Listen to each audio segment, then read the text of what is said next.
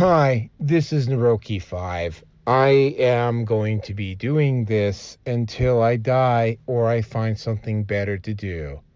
So please help me achieve this personal and, I think, noble objective by contributing to my Patreon or Subscribe Star. Link is down below. Every little bit helps. Thank you very much. Welcome, everybody, to Red Pill Nation Hangout number 375. This is going to be got a rather interesting set of topics here tonight. With just a possibility here, because number two, I removed the topic because I thought Rearson wasn't going to be with us tonight, and I was actually prepared to do this solo tonight. But again, Roger Hansen came flying in at the last minute. Well, I won't say the last minute. He came flying in this afternoon when I told everybody that I was gonna just run it solo if nobody confirmed for the show tonight. But Rearson made it. The Nurgle's blessing apparently didn't take Rearson out as much as Nurgle may have wanted to. Just make sure that you've barred the door and make sure that none of the plague marines are able to break in, because, man, they probably won't just stop with you, Rearson. They'll probably infect your entire family and probably the entire building if they're given the opportunity. But with me tonight is, of course, my partner in crime and current recipient of Nurgle's blessing, Rearson. You can take that blessing and shove it up your ass. It's a freaking curse. But that's the whole point. Again, Nurgle considers it a blessing. Well, I'm glad one of us does, because I certainly don't. Damn it. I'll fix the wiring afterwards. I'm on tonight's show for as long as my voice will let me, so I'm going to try to make my points and make them quick. All right, thank you. That's it for. All right, and with me tonight also is Roger Hansen, a guy whose photo has a curious green tint, which maybe suggests that maybe Nurgle has also paid a visit to him, and Roger was able to hold him off. So, Roger, introduce yourself and tell us about your channel and everything. Well, I mean, the green glow, that's important. So let me kind of explain that. I've been doing a lot of weird shit, and I'll just leave it at that. So that's where the green glow comes from. But other than that, I've got a whole bunch of shows I'm doing. I've got a channel called The Praetorian. I got another one called Strange Stories. I've got another one working with audio and video, and then I also am partners with a guy by the name of John Clark with The Wonderful World of Weirdness. I've been recently doing my own show live with Roger Hansen, which I took a break from it, but I started it up here recently. And before I say anything else, I wanted to say thank you for coming on and doing an interview with me before. I believe, Steve, you're DDJ, right? No, Steve is not DDJ. Okay. Well, you then. I wanted to say thank you, and I apologize for taking so long to come back and show up on your show. I've had really, really bad experiences with Skype and my mic, which we actually were having problems with when I interviewed you, and I finally was able to get it straightened out. So here I am. That okay. Good? Yep, that's great. Okay, so for those of you who don't know, I am at Patreon as Naroki5. I'm going to have to restart my Subscribe Star. They just don't ever want to send me the authorization code. I am also at YouTube, but I only use YouTube for ease of uploading to the other sites. BitChute BitChute, Odyssey, Rumble, MGTOW TV, and Brighteon are the other ones. I just thought I'd throw an additional victory here. I did because I forgot to mention it for 374. I passed that particular show, and you both know this, but I haven't made it known to the people who generally watch my show all the time. One of my sites finally passed 100 subs. MGTOW TV. BitChute is getting close to 100. So yeah, I've been making steady growth on the channel, on all my channels. At current rates, I will probably have surpassed my YouTube follower content by this time next year, or say next summer, assuming of course that we don't hit something viral. So the topics tonight are, and some of these are actually kind of interesting. Actually, they're all interesting, which is why I picked them. I'm gonna have to ask for number 2, Rierson, do you want me to include the DHS study? No, we can do that another time. Okay. All right. So then there will not be a DHS. There will not be a DHS study on this one. We will move that to next week. So the topics are: City of St. George, Louisiana votes to separate itself from the woke DEI city of Baton Rouge, Louisiana. The second one is actually going to be kind of fun. Drizzle, soft guy era trend, driving women, and I should just say probably driving feminists nuts. And mainstream media doesn't really know what to make of it. But if you're in the manosphere, you know exactly what's going on here.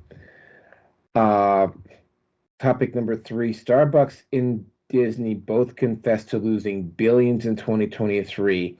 Planet Fitness also forced to raise prices due to drop in membership and, of course, loss of revenue as well. Topic number 4, Bud Light finally apologizes for Dylan Mulvaney. We might flip around 5 and 6 because topic number 5 currently is Boy Scouts drop boy from name change to Scouting America to welcome transgender boys, and topic number 6 is Astra Zeneca pulls COVID vaccine due to side effects but claim its lack of sales.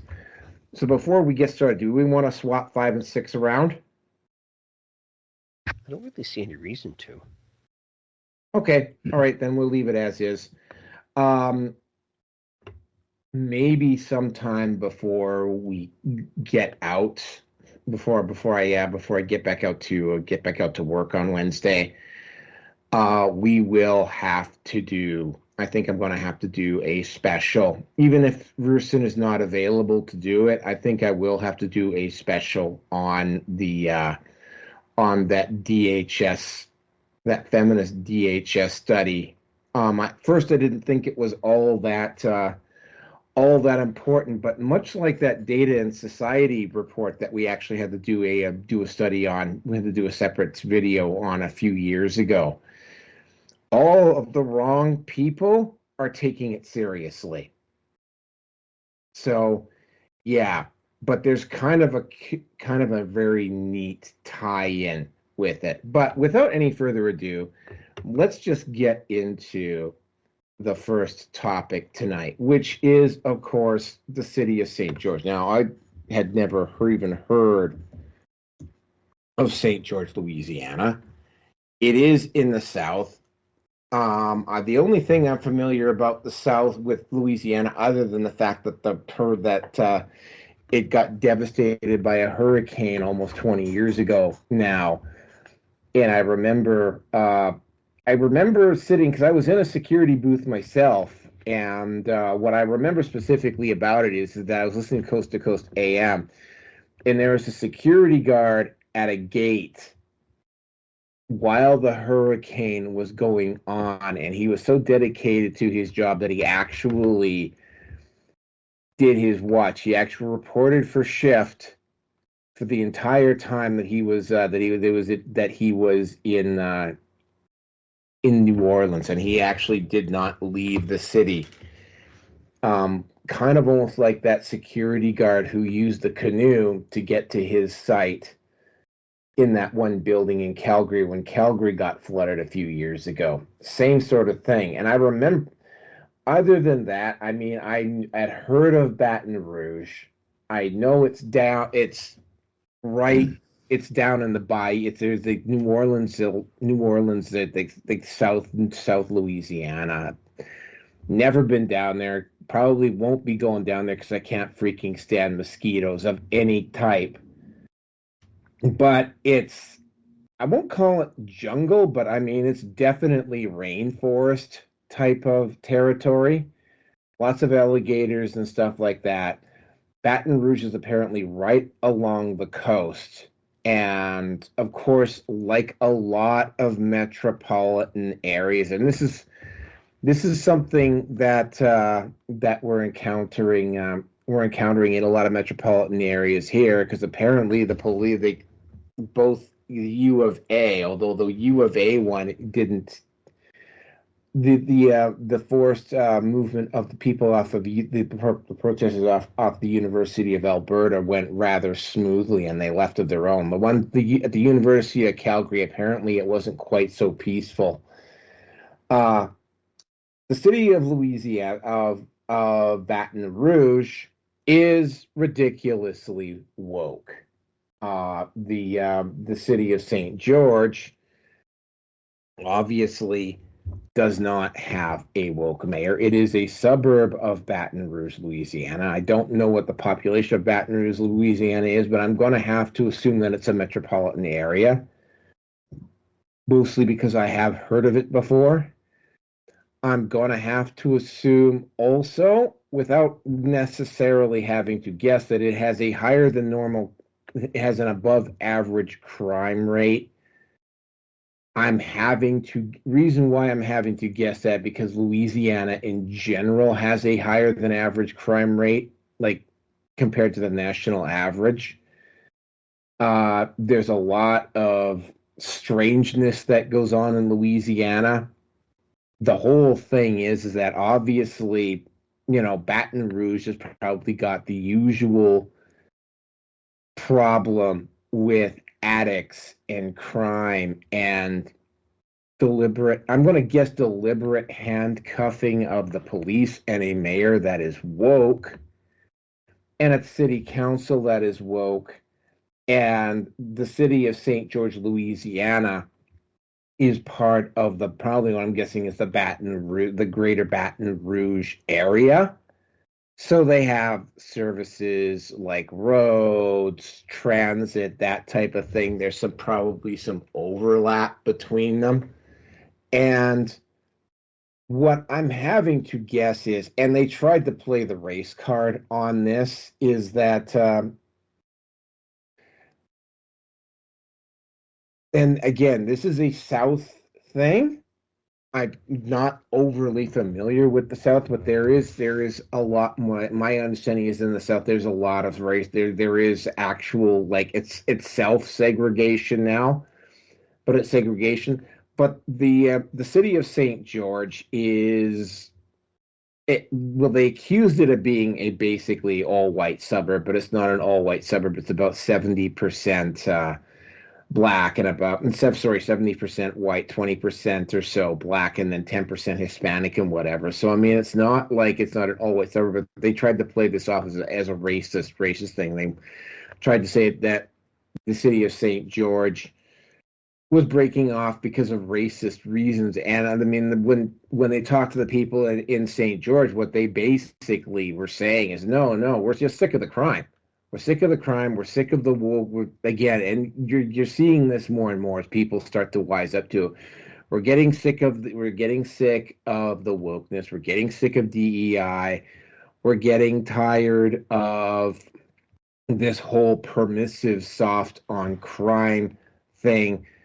We've been coordinating with the city of Baton Rouge. Baton Rouge the city itself does not seem to want to do anything about this. No kidding. They probably have a Soros-backed DA as the person who's running the law department down there. There's likely a knowing and willful handcuffing of the police. And again, right, that is not necessarily a very good thing in Louisiana, when you consider the fact that Louisiana in general, like New Orleans, has traditionally been one of the worst cities for crime. It has always been that way. Even before all of this woke stuff happened, New Orleans was really bad for crime. I don't even want to think about what it's like now.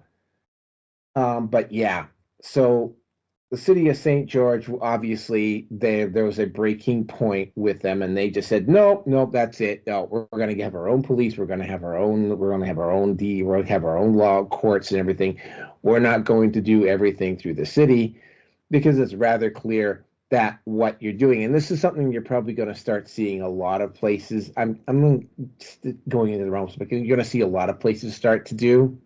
I'm surprised that there haven't been suburbs in Chicago that have gone this route.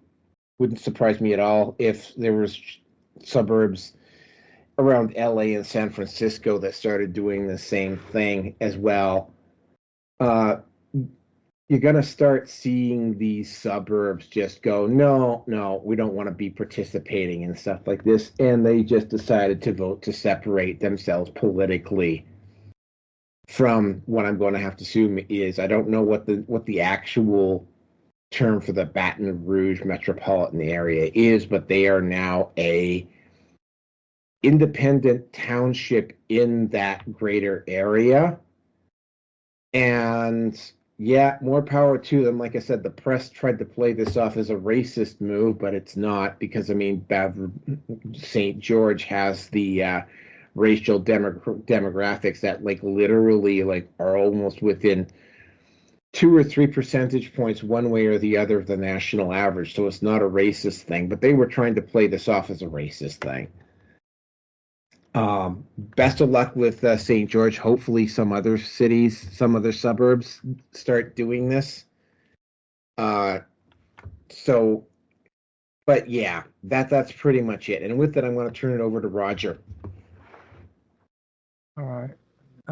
I checked it out for you on Google Maps, and it actually is pretty close. Like you said, I mean, according to this, it's like 16 minutes away from downtown Baton Rouge by car. If you took the trolley, it's like an hour and 50, or transportation, like transit system, it's an hour and 52 minutes and 3 hours and 59 minutes if you walk.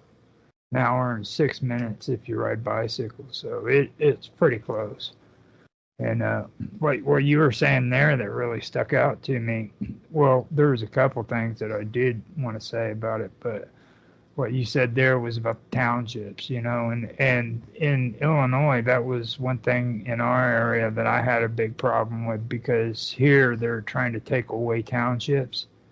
And that's very important, I think, when it comes to local government. They want to replace them and consolidate them together. And I didn't see anything wrong with having townships in one town, like more than one township. So that's one thing that I believe that is a good thing, that they have a separate township. Now, I don't know for sure if they split off completely from Baton Rouge or if they've just got their own separate township within Baton Rouge, but either way, I think that's a good thing. That's something that every town or city or small city needs to have. But other than that, when it comes to breaking away from Baton Rouge, that goes back to one issue that a lot of people here in Southern Illinois has had, where for the longest time, they've been talking about, Southern Illinois and Northern Illinois need to be two separate states. And it's for that same problem, you know. And one thing that is really amazing about Illinois that a lot of people don't understand is the whole state is predominantly Republican, okay? But the one city, Chicago, seems to freaking have all the votes and all of the clout because they've taken and they've manipulated uh, the voting districts and stuff like that to where it's always in Chicago's favor. You know, and they're trying to say that the majority of the population is focused in the city of Chicago, and there's less amount of people in the entire state, which is completely ridiculous. You know, so that's one thing that I endorse. If there's towns that want to split away, or there's areas in a town that want to split away, they should have the right to do so, just like in Baton Rouge and St. George. You know, they should have the right to do that as well. I think that that's actually better, you know, that they have those rights and are able to do that. So I'll just leave it at that.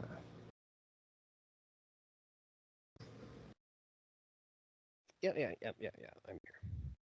I was going to say something similar. Hearing about talk of California was talking about Middle California and West California or East California or outside California. I can't remember what versus the insanity of, shall we say, the coastline. There was talk of basically Oregon outside of Portland and maybe one or two other cities, and a good majority of Washington State want to leave. Yeah, Eastern Washington is solidly red. It's similar to Chicago in the fact that you've got Olympia and Seattle on the coast, and Tacoma, and you've got the interior. Yep. And there's been talk that they want to basically become Greater Idaho. So now the issue being, I wish DDJ was on here because he could probably explain them maybe better. But apparently, if they want to do that, they have to go through to get the approval of the state assembly to be able to separate, which I don't think that they're going to do. So they'll if they are going to pursue that, likely outcome will have to be is that the state's going to say no, and then it'll have to go to the state court, probably the state Supreme Court, and then it goes from there. So this whole thing with St. George could, in essence, start a solution of sorts of redistribution of power as a watershed moment, I guess might be the best way to say it, to other jurisdictions within the US, and perhaps even for that matter, maybe around up here in Canada in the Greater Toronto area. Now, I know that they're all kind of amalgamated, but if I remember correctly, I believe the city of Mississauga still has its own autonomy. But if that were to be the case, possible, yeah, don't be surprised that this is the case, the example of, well, northern and southern Illinois, for example. So we'll see. And I'm glad that they did. That's all I can say. Welcome aboard, V. Hello. All right. Yeah. So in the chat we have topics up, which I know I've seen you looked at them. We're still on topic number 1, and topic number 1 is City of St. George, Louisiana will separate itself from the woke DEI city of Baton Rouge. If you have anything to say on that, great. If not, we can move on to the next topic. Yeah, let's go ahead and jump to the next topic. The next topic, I think, will be quite fun. Let's resist laughing at all the feminists freaking out over it. But yeah, let me just put the timestamp on that one. I'm getting my ready.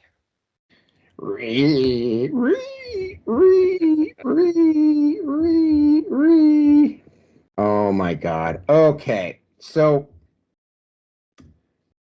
Karens, unite! This topic, oh wow.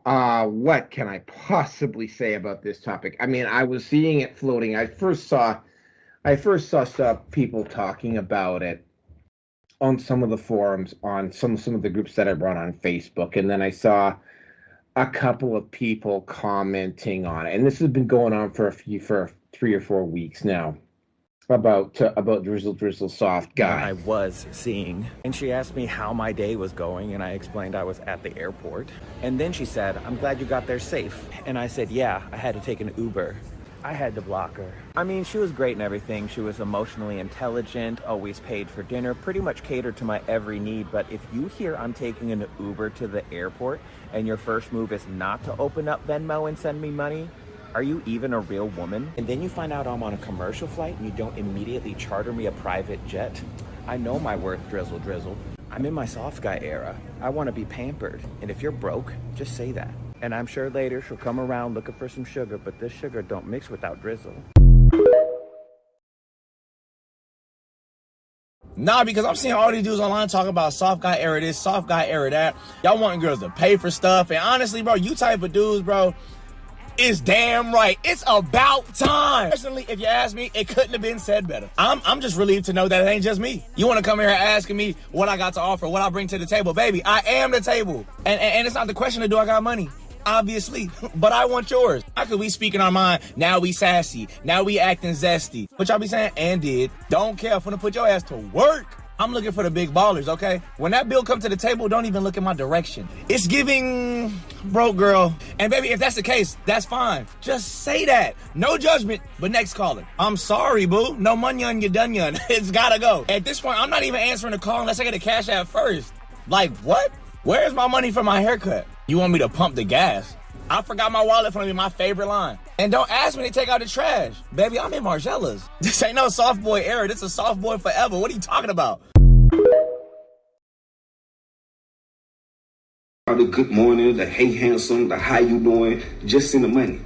Drizzle, just send the money. It's not that hard. Drizzle. I mean, my best case scenario, I open up, you probably won't take me somewhere to like, what, Cheesecake Factory? Drizzle. Are you out your mind? My Burberry cologne costs $250, my hair do $200. The girl who do it use salon quality products. It's $90 a bottle, shampoo and conditioner. My beard oil, Maruca honey, tea tree oil, and lemon extract. It's $30 a bottle, head to toe, and vegan organic coconut oil. It's $40 a bottle. My shoes, Balenciaga, they cost me $9.50. I'm stepping out of Miri, baby. This is not Shein. This ain't Fashion Nova. This ain't City Trends. This how I'm coming, and you want me to step out with you for free? Drizzle. Yo, hey.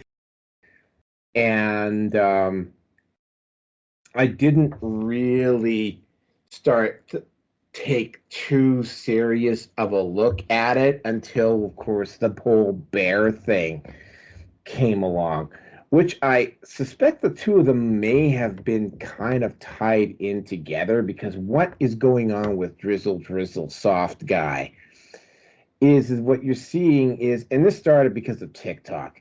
You know, I won't say women have started to get it red pilled, but there's been a long if you're not a regular peruser of the manosphere like myself, and to a certain extent Rierson are, you see these TikTok videos, and they're not as, actually, yeah, they are almost as frequent as the libs of TikTok, where you see these women, and most of them are not particularly attractive, and they have these insane demands of the guy that they're with. And I mean, some of them are like literally so out of touch that, you know, the only male that would possibly be able to even have a remote chance of actually living up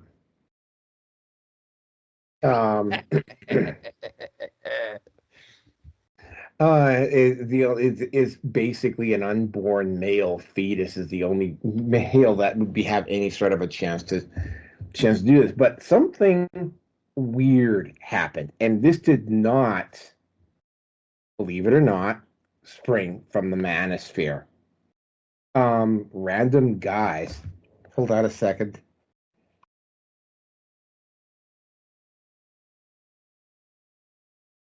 I snoozed to sneeze. And then what started making videos, parody videos, and they would throw in, because what was going on with the women that they were making, they were going sprinkle. So when these guys were making these, and what they're basically doing is they're making the same demands, like these same demanding TikTok videos that these women have been making.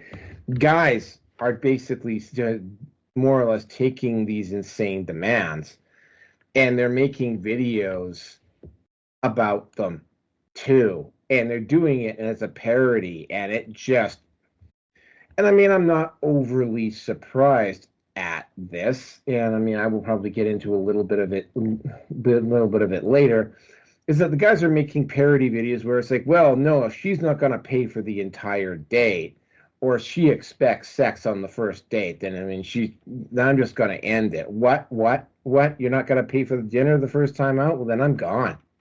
What? You don't have double D? You don't have D cups? I'm gone, right? Same sort of thing that women have been, same sort of thing that these women on TikTok have been doing. This actually started before she picked the bear.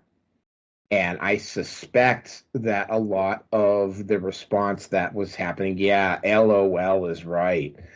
That the reason why women got all uppity and started thinking that the bear was going to be some type of an O was because of this whole Drizzle soft guy thing.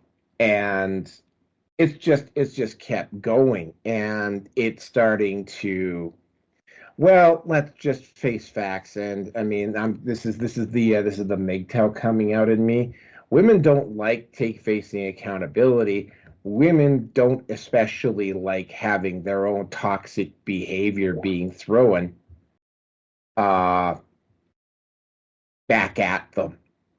And it's really throwing them for a loop, because most of them don't even know what the manosphere is about. And the press, and here's the thing about the press is has been to a certain extent trying to lay this at the feet of the manosphere, but this is just something that just happened. Like, there may have been a couple of guys in there who were maybe passive listeners to Red Pill and Manosphere content, but this just started by guys spontaneously. Like, the Manosphere may have loaded and cocked the gun for some of these guys when this started up, but it's it's been regular guys, like guys that are not in the manosphere, not a big follower of MGTOW content or red or PUA content, or not IBMOR or any of the other factions inside the manosphere. Like, these guys, a lot of these guys are not even necessarily big followers of this. And what I'm seeing here, and this is I'm gonna step back and bring it into a big picture, is that you now, because stage one of the manosphere actually started back in '93, and that was the Lorena Bobbitt situation. If any of you guys even remember that, but I mean, we've now got. And the second incident was, of course, was Duke Lacrosse. But you now have a generation of boys that have had women coming into schools telling them how bad they are just because they're boys, you've had boys watching TV and seeing men being portrayed as incompetent, stupid, you know, being told, especially white boys being told that they're somehow privileged and that they should be ashamed of themselves just because they're white and male, and that they somehow ended up inheriting like 50 scabillion dollars and a platinum coated shitter just for being born white and male. And but I mean this a lot of but I mean it's not just white males, it's males in general. I've seen a lot of black guys do this. I've seen a lot of Hispanic guys doing drizzle, soft guy. Like it's what's happened is that enough guys have seen this go on, and it's to assume that you're going to keep talking down to males indefinitely and trying to treat them and act and talk towards them like that being male is somehow a disease that needs to be cured and that they're somehow defective just because that they're male.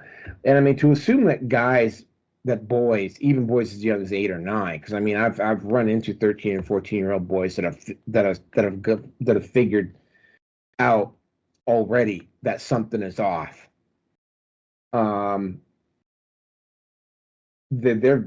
Guys are aware. Most men are aware of what's going on, and of course now the manosphere itself is large enough that if a guy wants to go out and find information about it, he can find it, right? There's enough guys in the manosphere around now that that they want to know something about it, there's probably a guy, maybe not necessarily in their immediate group, but there's definitely somebody in the extended tribe that is probably involved in the manosphere in some type of way. So the information is getting out there. Now, the reason why I wanted to throw in the DHS study, because the DHS study is strangely and ironically enough kind of tied in with this, although we won't cover the DHS study in full detail here. But we covered this DHS study back, I believe it was November of last year. And of course, they did the study. And I'm not going to go into all of the particulars about it. It's very obvious that the people who did this study clearly don't like Trump. When the information about this study became public, and this is something that Rollo Tomasi has pointed out, is that all of the website for this study on Twitter has been taken down, and all of the researchers who were involved in this study have shut down their Twitter accounts. In fact, they've scrubbed, at least according to what I heard from Rollo Tomasi, they have scrubbed all of their stuff from social media, which is kind of indicative. But here's the thing about that. This study was commissioned because they were concerned that guys in the manosphere, specifically, they mentioned 7 or 8 of them, but no, Terrence Popp was not on that list. There were a few guys that weren't on that list that were a bit of a surprise. Yeah, there's Hammerhand wasn't on that list, for instance, and I was kind of shocked about that one. Is that they were concerned that these content creators were radicalizing boys and young men. And of course, they're not radicalizing them. They're just simply standing there and pointing at the situation and reminding everybody exactly what is going down. And they want to do everything they can to remove the funding. But here's the thing, right? All of the guys in the manosphere, myself included, have moved away. Like, for instance, I only have a YouTube account because it just makes uploading at the other video sites a little bit easier. Like, I don't promote my YouTube at all anymore. So a lot of the guys in the manosphere have moved their stuff away from YouTube and Facebook and Instagram and moved it over to the alt media sites. And what is really particularly encouraging about the soft guy Drizzle thing is that it's not the guys in the manosphere that are doing this. This just happened spontaneously, right? It's not astroturf like you're seeing with the Hamas protests that you've been seeing on colleges. Like, this just happened. This just spontaneously happened. There's no intelligence or any coordination behind it, which kind of gives me some encouragement. That tells me that the information that the manosphere has been trying to spread for over probably almost 2 decades now is starting to get out there, and that guys are becoming aware, and then guys are getting sick of the bullshit and are starting to talk back. And that's what I'm really enthusiastic about. And with that, I'm going to turn it over to Roger. You know, I was checking that out, and I've seen little clips and everything on YouTube, which, by the way, I have no problem with YouTube. Everybody else seems to like throw stones at them. I've had no problems about them, and I say just as much controversy as what everybody else does. It's just, you know, I stick with them because, like you said, it makes it easier. And, you know, for me personally, when it comes to platforms, it's pretty much suicide if you're going to just ditch your YouTube and just run off to Rumble, you know. So with all that's the one thing that I feel about that. And I think that a lot of the issues with Drizzle is coming out of the fact that men are just tired of it. And when they were when I was younger, there was a certain way that men acted, and today they don't act that way. And the reason why they don't act that way is because most of these younger ones have been taught that freaking they need to be subservient, you know. And I really do think that that's an issue that a lot of men need to recognize, the younger ones. And when I say younger, I'm talking about under 40. I'm not talking about like teenagers or 20-year-olds. If you're under 40, you need to kind of think about what it is you're doing, you know.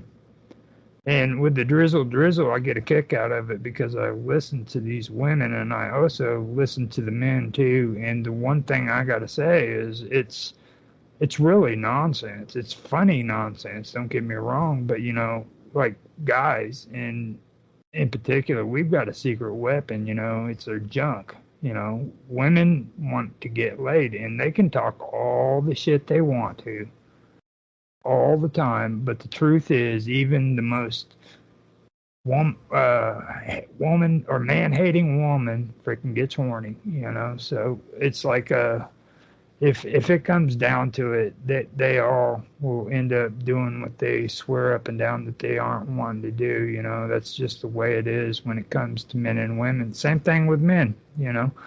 Don't get me wrong, I've been celibate for almost, I'd say, a good 11, 12 years now, you know what I mean? But the thing of it is sex still hasn't been taken out of my mind, you know what I mean?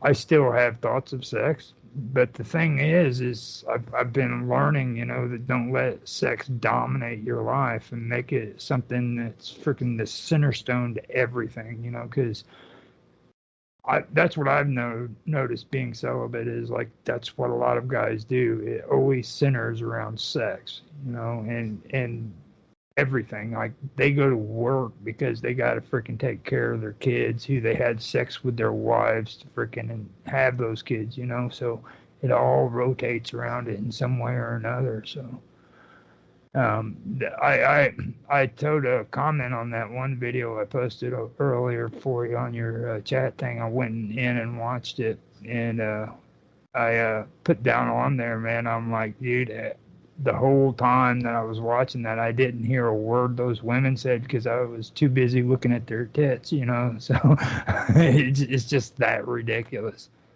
But that's all I got to say about it.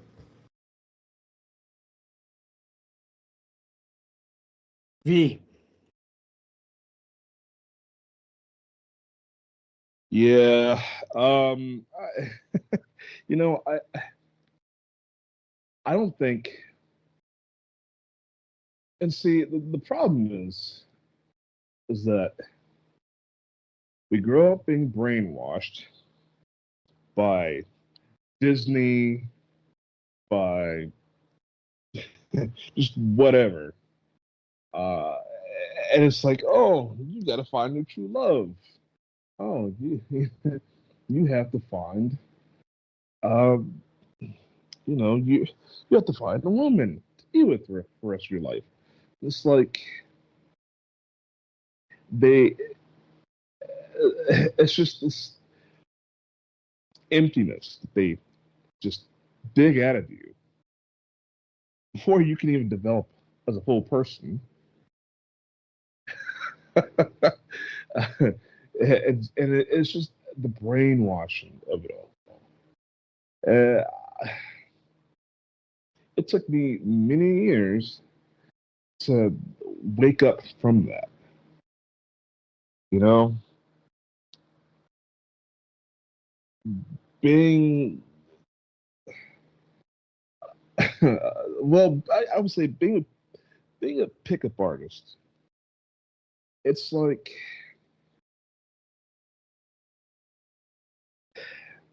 I would say it's kind of wasteful in a way because you don't actually care whether or not you hook up. You're just out having fun. You're just turning the knobs on the machine. You're not actually expecting to hit a jackpot. You're not.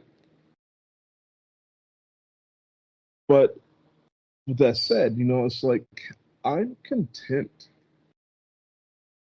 with being by myself. I'm very content.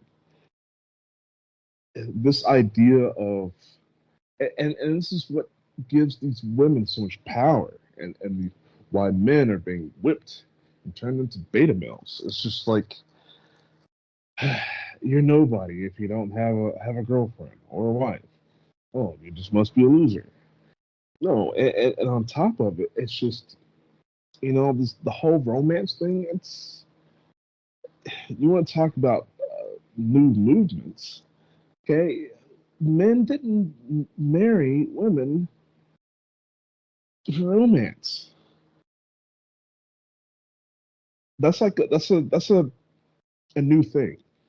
That's a 19th century, a 20th century uh, uh, ordeal. Back in the old days, like the Victorian days, you got married so you can consolidate wealth,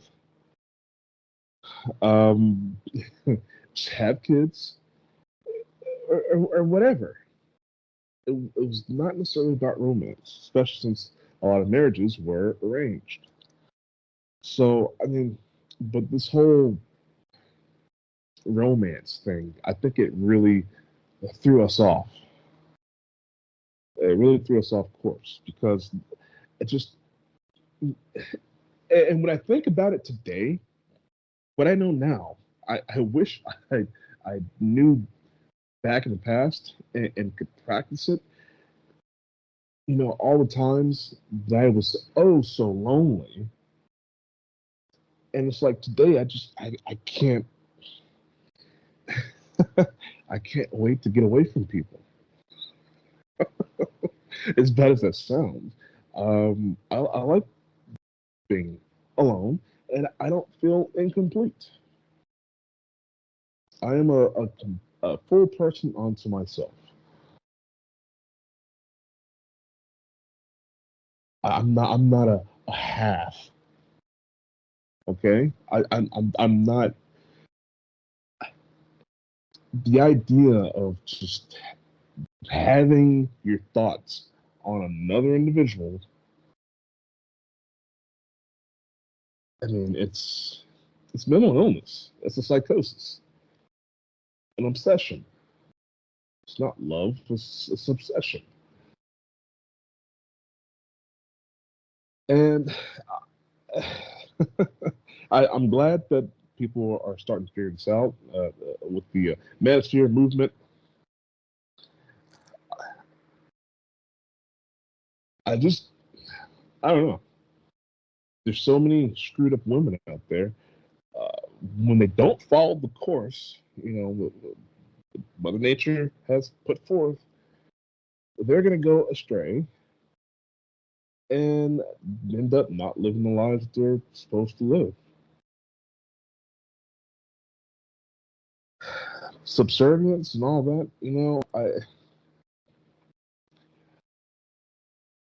I tend to be the one in charge, and I hate it. I'll tell you that right now. There's a reason why I date older women. I don't want to be the mature one in a relationship, but I always am. And I always have to end up being not just boyfriend or husband. I have to be a father. I have to be big brother. I I have to be so many roles to this one female all the time because they lack maturity.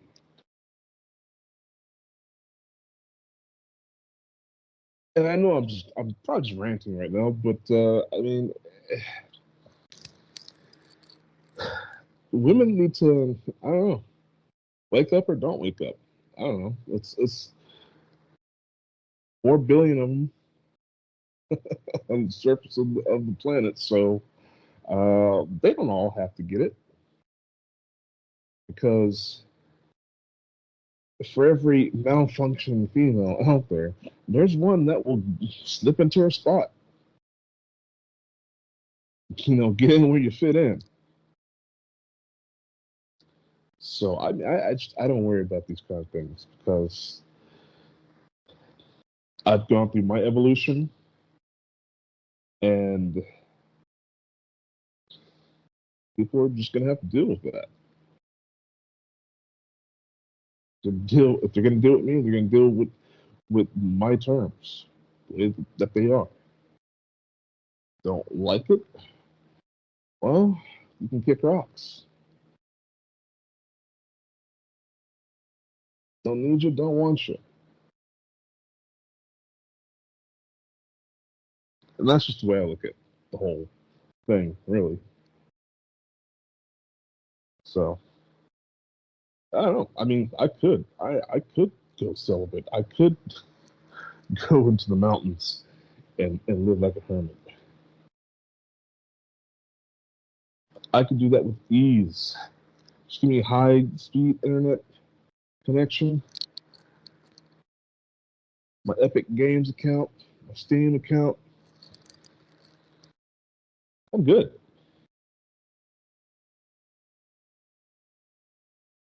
I'll pass out watching Game Grumps or Oni Plays on YouTube every night. I don't care.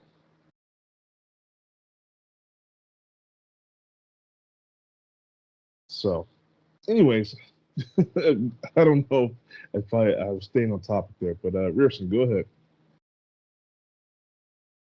Well, I'm pretty sure that Nerky had said this already, but the women dish it out, but those bitches sure as fuck cannot take it. Not when it gets thrown back at them. I mean, it's just they know what they're seeing. They know what they're seeing, and it's men calling out their behavior.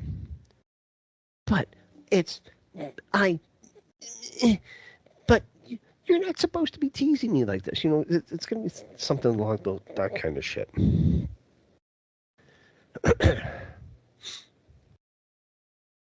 Females overall in this day and age that have the mentality of the sprinkle,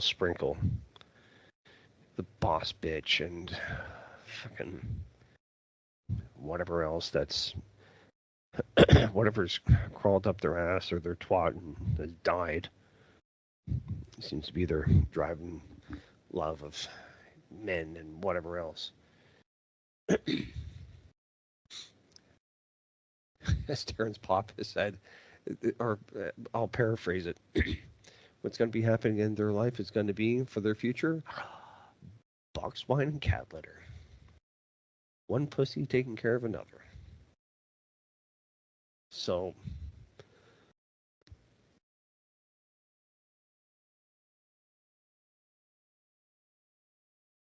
given the unrealistic set of expectations that women have at this point, I don't remember the woman's name or what her TikTok is. But she's hot as fuck, but she's also a single mom. And it's like, well, we better not be going for dinner and drinks kind of on a whim, because you're gonna have to pay for. You better pay for my Uber, and you better be paying for this. And it's like, you know what? Just go to a fucking rub and tug, get it over with, and get it done. It's really, that's about all you need. A little extreme for me to say it that way, but let's be honest. That's really all that a guy needs at the end of the day. To hang out with his friends and to get that release once in a while. However he's going to do it, preferably with an adult. I'll leave it at that. And that's about it. Roger, yeah, go ahead, Roger. Yeah, just as I was about to type that in. If you can go as soon as Steve is done, well, Rearson is done, so you're up. Yep. Again.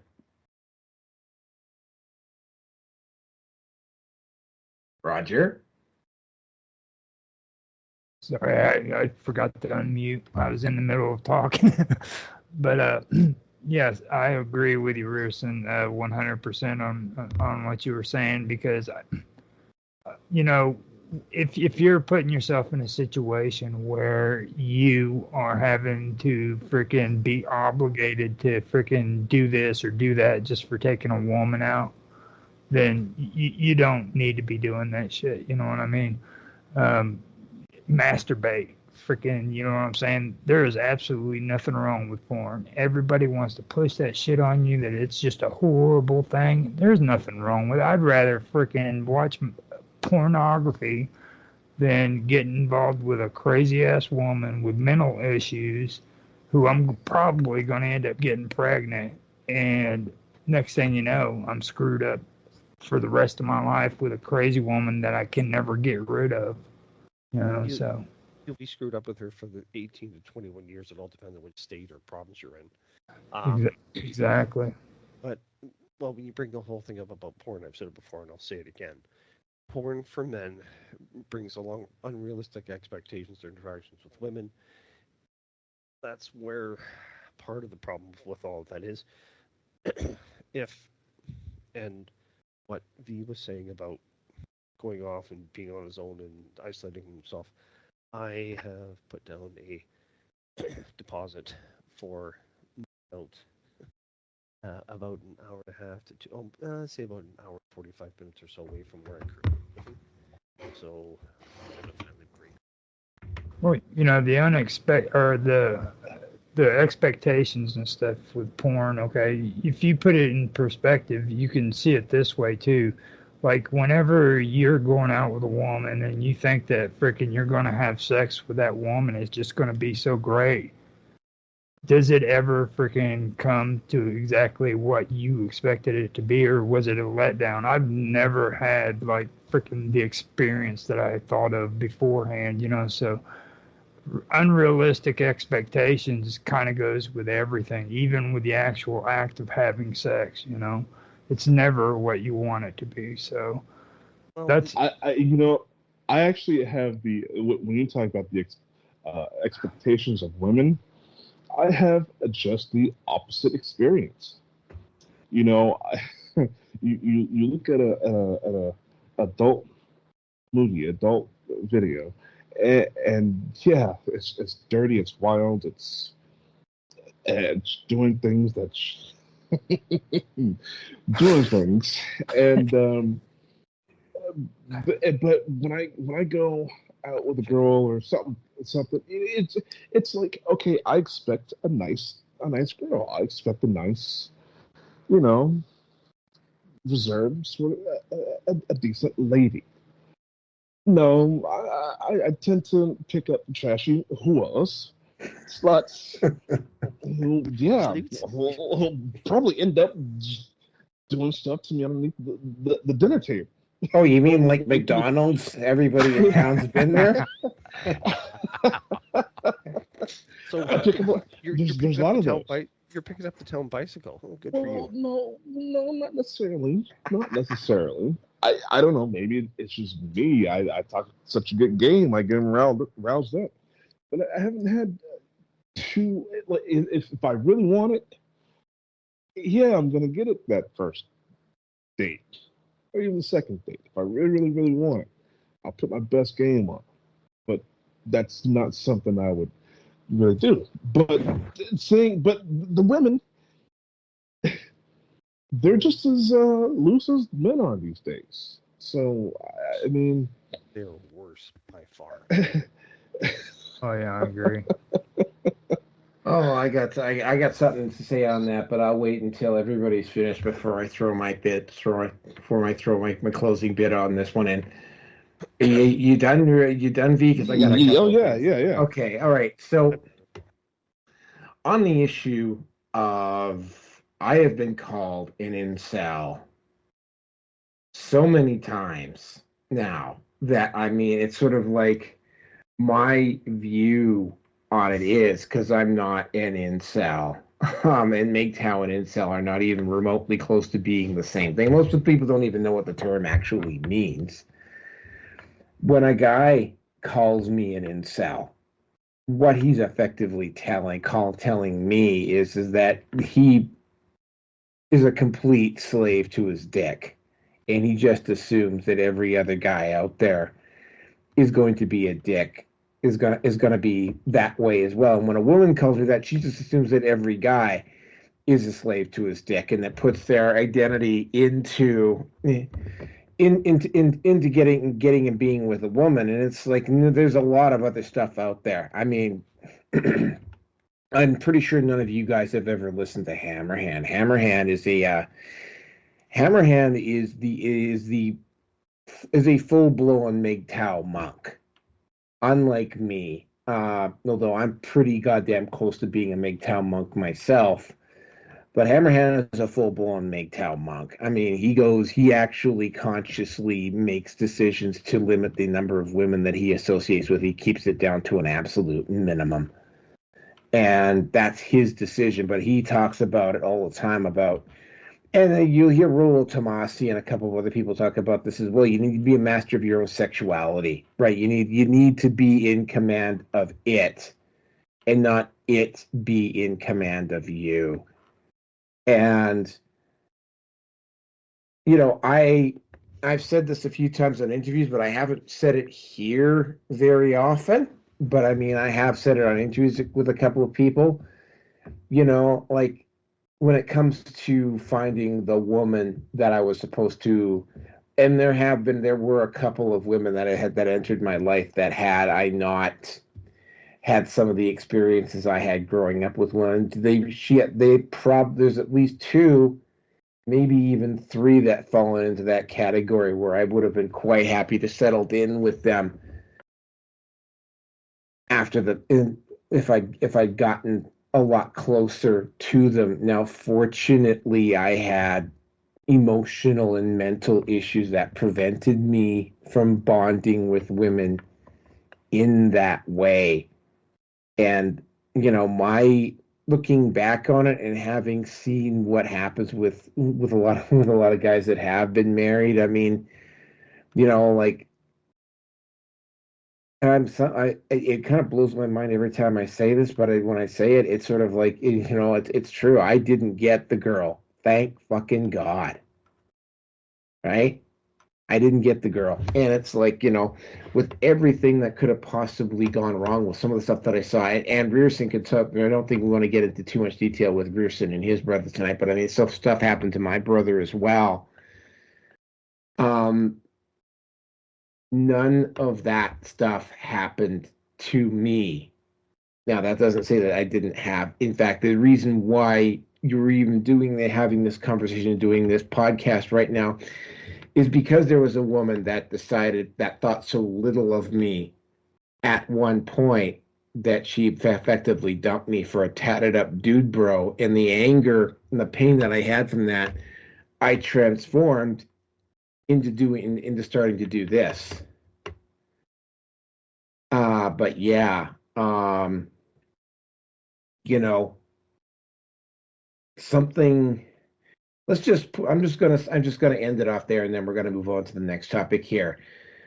Whoever wins the presidential race in 2024, whether that president beat Trump or whether somehow Biden actually manages to hold on and win again, like Biden, either Biden or Trump, whoever wins in 2024.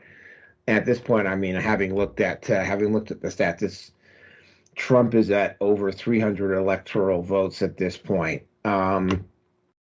Trump will have to deal with the manosphere if he gets elected in 24, and so will Biden. The only difference between Trump and Biden is that if Biden gets elected, it's going to happen a whole hell of a lot faster. In fact, if Biden gets elected, I'm thinking it's probably going to be time, even in Canada, I think it's probably going to be time to be getting out of the cities really goddamn quick, because the shit's going to hit the fan really quick. But that's all I got to say about this. Let's move on to the next topic here.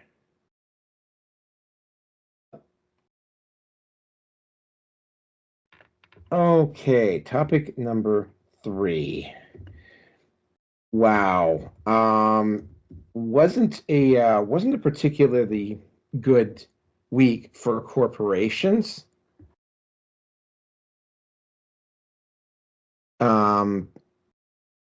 Actually, from my understanding, Michelle Obama does not want to be the president. She does not want to run, probably for damn good reason. Rumors aside, I think Michelle Obama might be a little bit more might have the self-awareness to realize what would happen if she took Biden's place. But anyway, getting on to the next topic. So, Starbucks. No, there's no sponsorship, Roger. So Starbucks and Disney both released their quarterly reports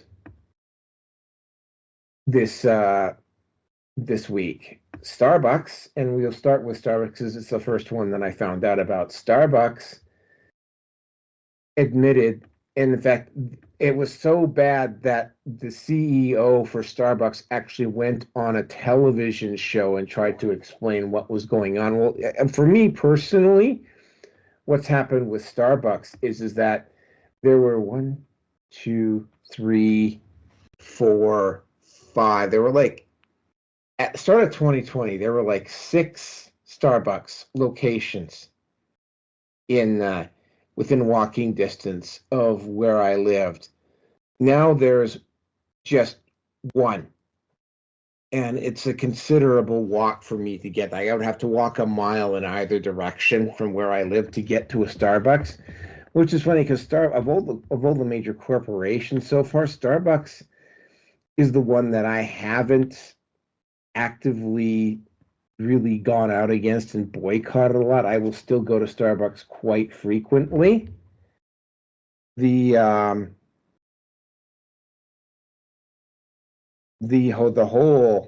whole thing about Starbucks is that the CEO was on TV and he was explaining what happened.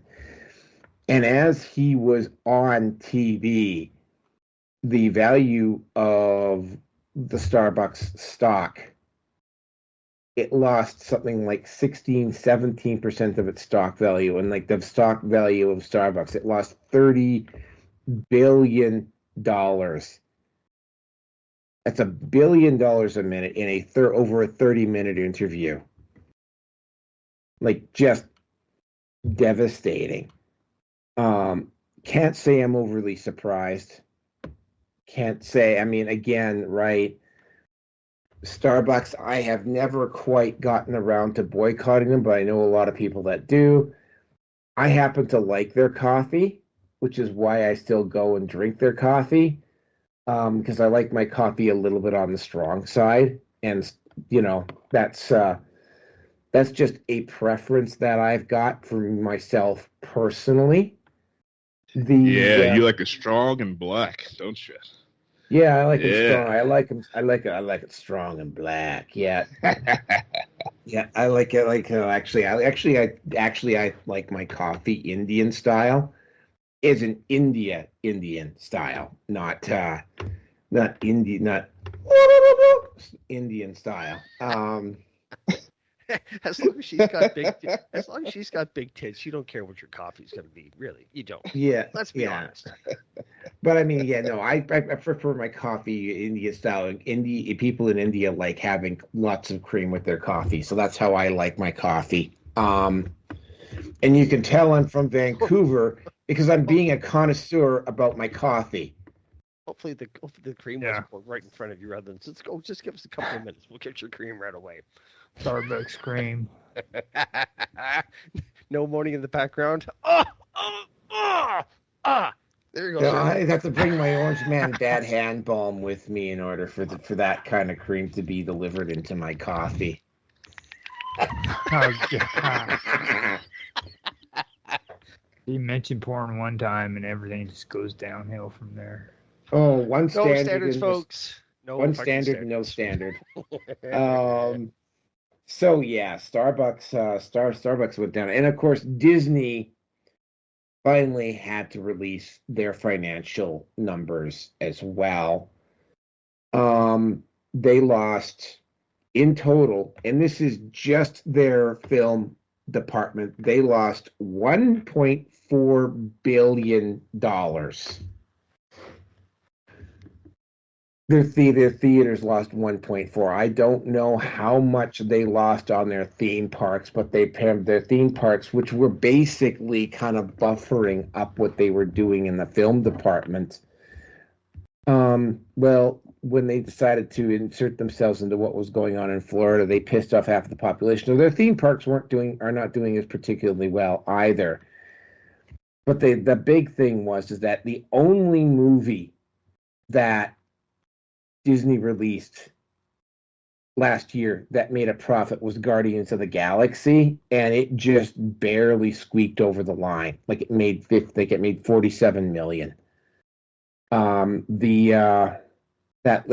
That's effectively break even, and none of based upon some of the stuff that I have seen coming down the pipes, really gives me a whole lot of reason to continue in any sort of way to be enthusiastic. Speculation is in some circles is that Disney is probably going to have to start selling off some of their assets. And since they shut down the Star Wars park at Disney, we can only hope that they shut down one of the properties they choose to sell is Lucasfilm. Now the other thing that and I didn't put it in because I didn't really think it was important, but Rachel Zegler, much like Brie, who's now currently occupies the role of Chief Hollywood Bitch, having removed it from Brie Larson. Rachel Zegler is busy trying to play the victim card over what happened with some of the stuff that she had said a few months ago and the blowback she got from that. Now she's trying to play victim over that. Again, right, not fooling anybody, but, that's Hollywood, baby. Drizzle. And, of course, the other corporation that I would like to talk about here, Planet Fitness had to also finally release its financials for this year so far, and despite all of the claims in the press that none of the boycotts and everything have had an impact, it has had a substantial impact. In fact, it's had such a substantial impact that Planet Fitness has had to raise the monthly membership costs at all of its locations North America wide by 50% to offset the losses, which means that they lost enough people over what they did, and they chose to double down, and they went to Black. I guess I'm going to have to say they went to BlackRock to artificially prop up their stock, only to have some pervert in North Carolina go and do that incredibly, well, I won't say just sick shit that he pulled in North Carolina, which of course immediately plummeted the stock right back down to where it had all that artificially propped up money just got wiped out immediately, and they lost more stock value, and they didn't really recover again from it. So yeah, I think the theme for this particular section of this, because I mean I had to put a separate one for Bud Light here, but I think this is the get woke, go broke part for corporations, and I would love to see more of this, because even BlackRock, State Street, and Vanguard do not have bottomless pits of money to be propping up all of these corporations that are continuously going downhill. And with that, I'm going to turn it over to Roger. Yeah, this stuff is actually pretty interesting, because I know there were some things that did stick out to me, like Starbucks, and for one. Okay, now I have no problem with Starbucks freaking going belly up, and the reason for that is something that a lot of people disagree with, but I firmly believe that it is true. I believe that Starbucks is responsible for a lot of gentrification, which a lot of people don't want to admit is actually going on in my country. They go in, they move into these low income freaking neighborhoods.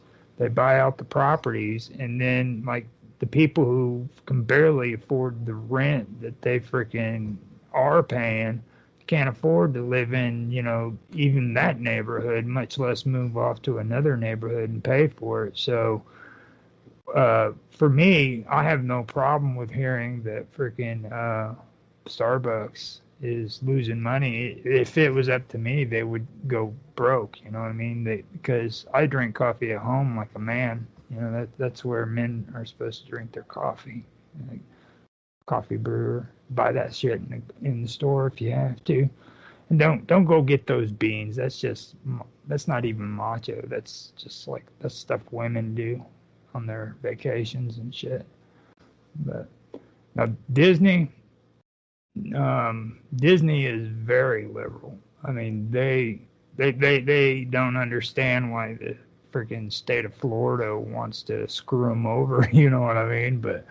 And don't get me wrong, Florida is split pretty close down the middle, but they've pretty much been Republicans for quite a while now, and the amount of money that they pour into the liberal agendas that are going on in the country is just insane. And I'm still suspicious about the claim they made when they said that freaking chicken pox appeared on I think it was in Disneyland. Not, I still kind of find that suspect. Something that a bunch of liberal protesters would have done, get somebody and freaking stick them in the middle of a bunch of people with chicken pox.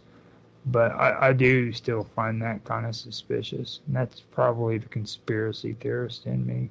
But I have a friend of mine, Zach, who really loves Disney, you know what I mean? And for me, I've been around a lot of people who believe that Disney is actually the Antichrist, them and Sony. And, for me personally, I have no problem with my buddy liking Disney. He's wanted to go there all of his life and everything. He's over in England, so I'm cool with that. But, I personally don't don't like the ethics they have. I think that they put way too much investment into a lot of these movies and these movie companies they've got, and the fact that they own Star Wars just makes my stomach raw. It makes me sick, you know what I mean? Because even though, you know, they were always close to Star Wars when Star Wars came out, I still don't think it's right. And what they've done to freaking the comic book industry is horrible. I think that they've completely destroyed the X-Men. I mean, there's no way they're ever going to come out with a movie that's going to be as close to what the X-Men actually were, you know. Because I'm an old Days of Future Past when it comes to them. And like Spider-Man, I mean, how many versions of Spider-Man are they really going to come out with? So that's yeah, I'm a geek. I geek on comic books and freaking sci-fi, you know, and I'm probably going to be that way until I die, but that's how I feel about that. And fitness or Planet Fitness, they screwed up the moment they decided that freaking they needed to cover their windows so that freaking people like me couldn't watch chicks freaking exercising in public. So for that, I'm going to pass.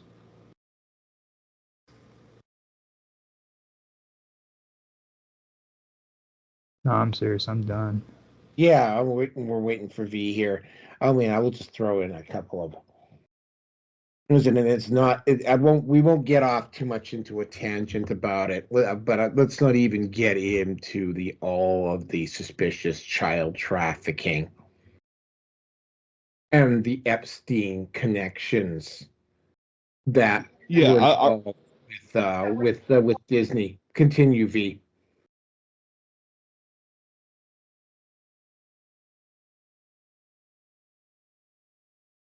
Your turn, V. okay. Yeah, sorry, I'm here. I'm here.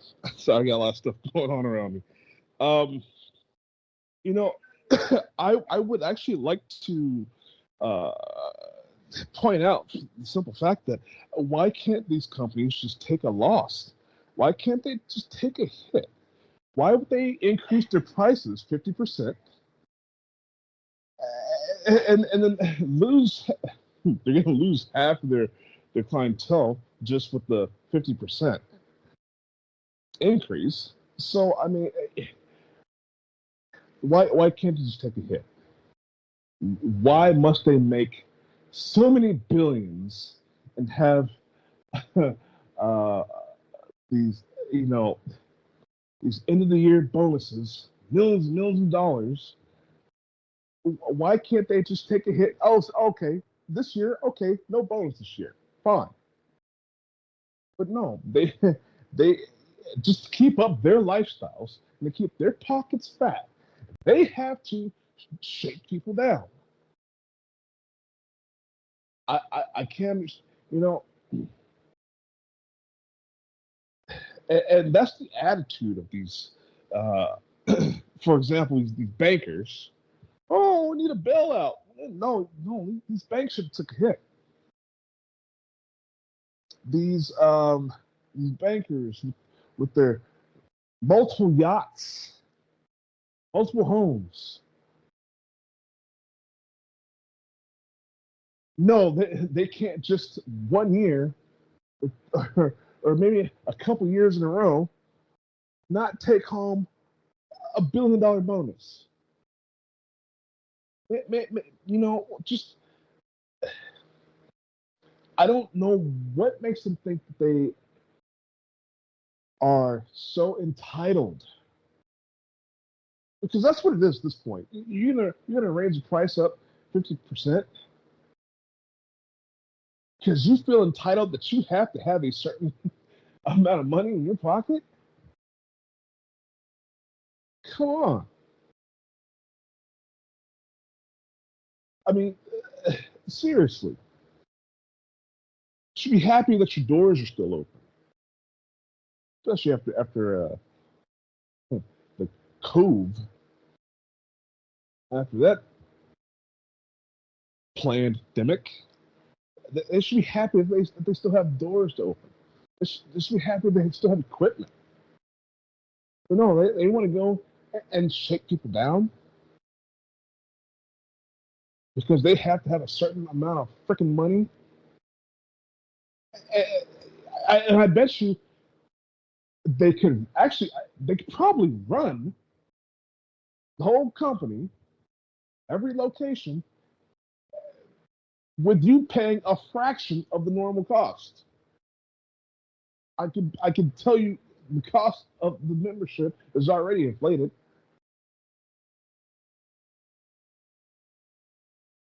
Hell, I had a gym in my neighborhood where I grew up at the community pool. Hell, I paid what, $10 a month? It was $10 a year. I can't remember. But point being,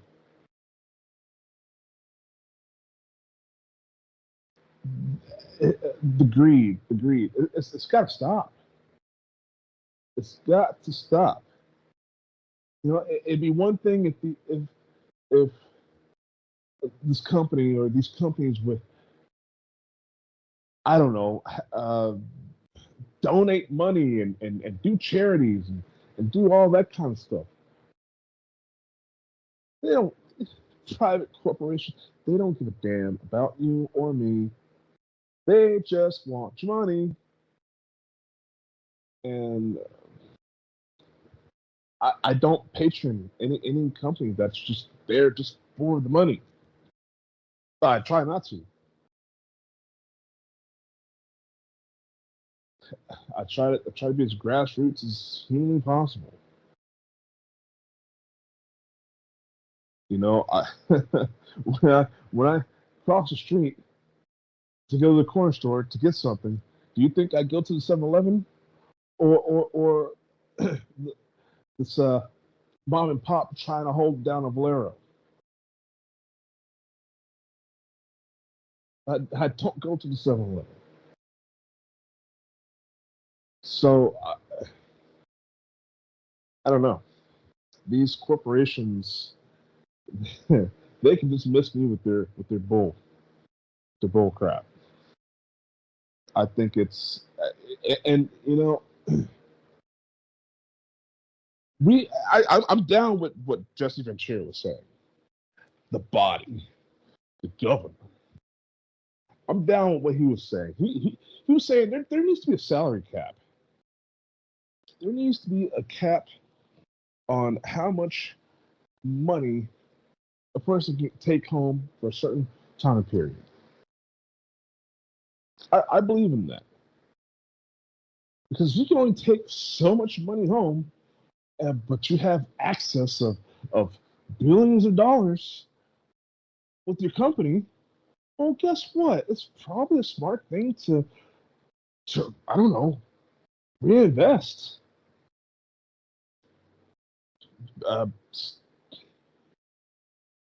Have some more locations pop up. Go and diversify your business. Do some other things.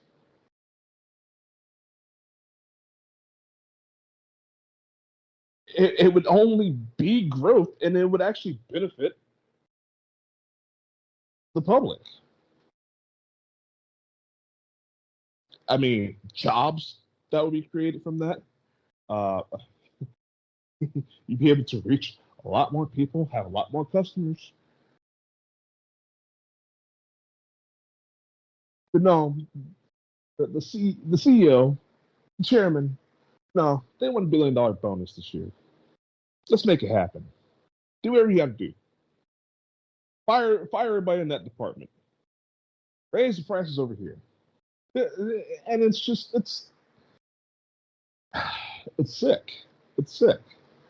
It's a sickness. It's a disease, man. The greed. It's greed. I'm going to tell you, it's definitely my favorite sin. Most definitely. Because you can always predict people by their greed. You can always manipulate them because they're greedy. And you can most certainly take them down because they don't want to take a hit. They would rather risk their entire company than just take a small hit.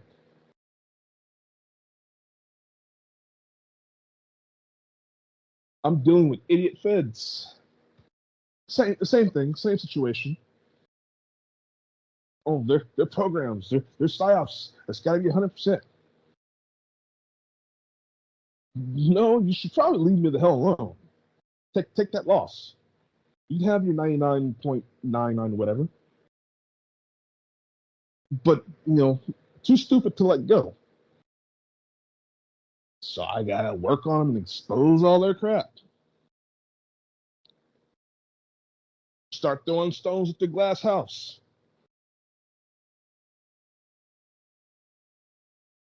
Go lose it all being stupid.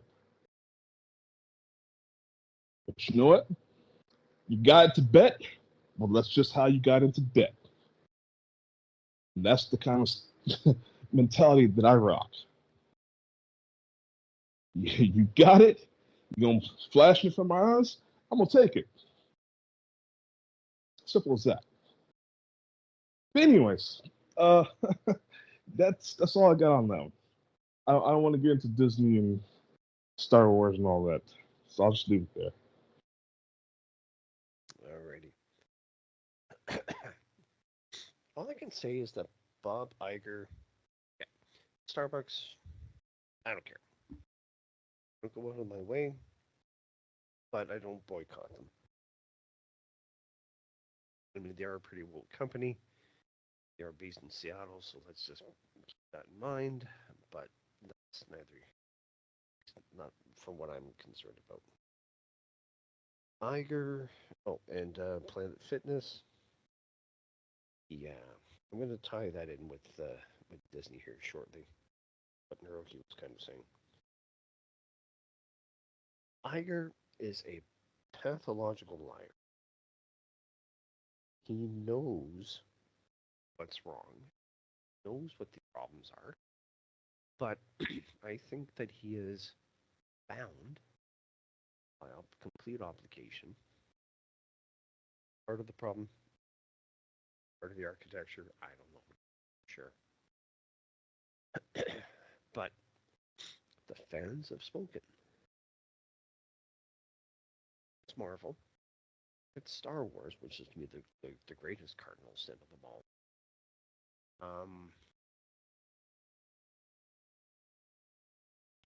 The Fox Entertainment division, at least anyway. But between Iger and put a chick in her, make her gay, the Panderverse, they've been told repeatedly are making shitty content.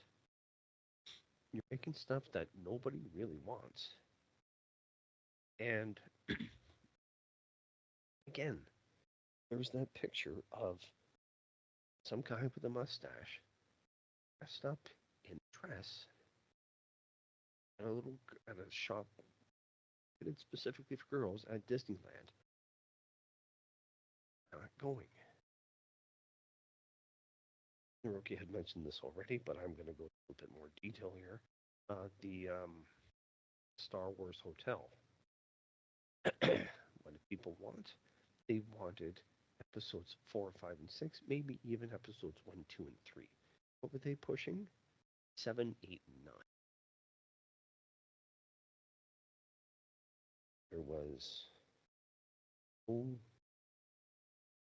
in a building for 3 days. You couldn't take any pictures. It was ridiculously expensive. They thought that it would they thought it would work. And it could have worked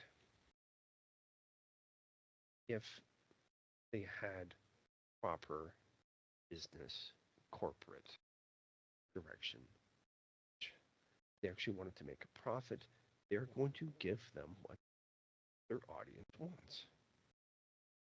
And they don't. They haven't, and they have not consistently. And what it's worth, I'm actually past the point of giving a fuck, because I have fucks to give. Behold my barren of fucks, and you'll see. Sorry, behold my field of fucks, and you'll see it is barren. I don't care anymore.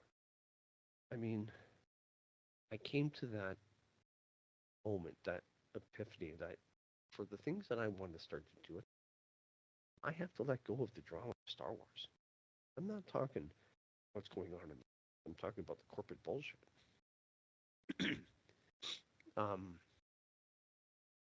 Star Wars has not turned a profit for Disney from the beginning, and their model of this whole being everything basically accessible on streaming, they're going to have to increase their price, which is going to kill off that much more people that are not going to watch it. They have to introduce in their ads to hopefully start to make up, because they're not doing anything on TV anymore. Not much. I enjoyed watching Marvel Agents of S.H.I.E.L.D. first 2 seasons. And again, it was about 3/4 way through. Fitz, the one guy that he was trapped in the virtual reality, and they were pushing Trump on him. I want to make my empire great again. I just went, you know what? I've had my shit. Like, it's like, you know, that was the beginning of the end for me. I have not seen. I've only watched Rogue One, which is about the only decent Star Wars movie that's come out. I did enjoy Andor because there was no Jedi involved. There was no Force. It was basically the beginnings of guerrilla warfare. An interesting interpretation of what would eventually become the rebellion. And I have no problem with Mon Mothma being in there, because she was one of the got it started. But I would like to see involvement with Bail Organa, as well as General Garmbel Ibis, I think is what the guy's name is. I'd apologize for being a Star Wars geek, but that's basically it. There's a lot that they can do with Star Wars. There's a lot that they should do, but they're not going to, because they've got the message. They have to be pushing through, because they've got their marching orders from their corporate puppet masters elsewhere. And that's fine. That's fine. Go do what you have to do, Bob. At the end of the day, these 3 companies, Fitness, Starbucks, and Disney, and all Disney entails. These are luxury items. This is disposable income that people are just people are realizing that they don't to give them their cash like this anymore to a company that just doesn't care. They really honestly don't. And what I was going to say before, or what I mentioned previously about increasing the cost of admission with Disney, they now, what was it? It's now $100 to get in for one person at Disney. Yeah, it's $100 US now to get into Disneyland or Disney World. I don't know what it was before. So, just getting confirmation from spouse. So Disney is charging more for admission to an overall environment that's not all that good. And I have to wonder how many kids have gone missing on both their properties in the U.S. just asking for a friend. And my voice is basically, this is going to be the extent of it, because I don't think I've got much left in it. So, Naroki, I'll give that back to you. And gentlemen, have yourselves a good night, and on with the show. I am going to throw in one thing about Disney. The whole thing about, by the way, have a good night there, Harrison. The whole thing about Disney, it's not one thing. There was also something that I found out about. I think I even shared it on the show at one point here a few months back. about how this kid in Australia went missing, and somehow, it was almost a bizarre fluke, this kid turned up on one of the rides at Disney several months later on the other side of the Pacific Ocean, and the kid did not look very happy. Yeah. I have a feeling it's not going to go particularly well for Disney. I mean, like I said, there's a movie. There's supposed to be a movie coming out, another movie being released by them. Disney has done such an atrocious job in the last 12 months. I'm almost at, like, I mean, and I can't believe I'm actually saying this. I mean, I'm at the point now where it's sort of like I'm almost considering not going to the movie just because it's Disney. And that's all I'm going to say about it. The whole thing. It's just, yeah. Yeah, no, Disney. I mean, the other thing about Disney that I had to point out about, when I went to California when I was a kid, it wasn't the trip to Disney that was the highlight of my trip down there. It was the trip to Universal Studios. That was the highlight of my trip down to California when I was 9. I actually got to watch Star Wars at Grauman's Chinese Theater, though, and that was also a fairly big highlight. That whole walk down Hollywood Boulevard was actually kind of fun for me. But enough of that. Let's move on to the next topic. Dude, well, I was gonna say, I was 9 years old when I went to Universal Studios over in Florida. I got to do the real big thing back then was the Terminator. They had the 3D, the stuff popping out of the screen, the laser blasting. It was awesome. Disney. Why would I want to go to Disney? Universal Studios is very sad. Oh yeah, Universal Studios was like absolutely fun for me. Yeah, but Disney had the fart gun. That's true, but I don't remember anything about the fart gun. I do. The thing that I remember most about, I remember Treasure Island. Unfortunately, I didn't know about that secret club they've got out there on that island, the 227 Club. Yeah. I didn't even know that club existed. If I ever go back to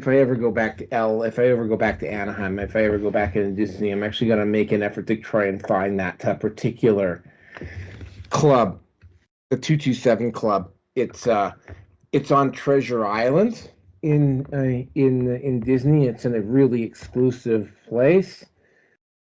Wondering if I can maybe sneak in and have a look. We'll find out.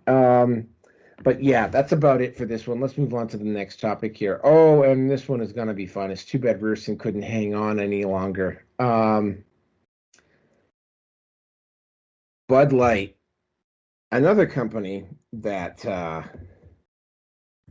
got woke, and literally, not only did they lose all their stock value, but they actually lost their number one beer status in the United States, because they just simply could not. Well, I mean, first of all, I mean, this is something that I think a lot of corporations are going to have to start getting back to, which is they're going to have to start promoting like executives from like the factory floor up, instead of getting Ivy League graduates and so forth to run the business. Because Melissa Heinerschneid and her immediate supervisor over at Budweiser made these ridiculous. And I remember listening to the interview about it. It was like, and Melissa Heinerschneid was like, she's like, well, it's just this fratty male beer, and we've been losing a little bit of market share. We thought we needed to make a change, so this is why we did it. And it's like Dylan Mulvaney, and it was sort of like, yeah.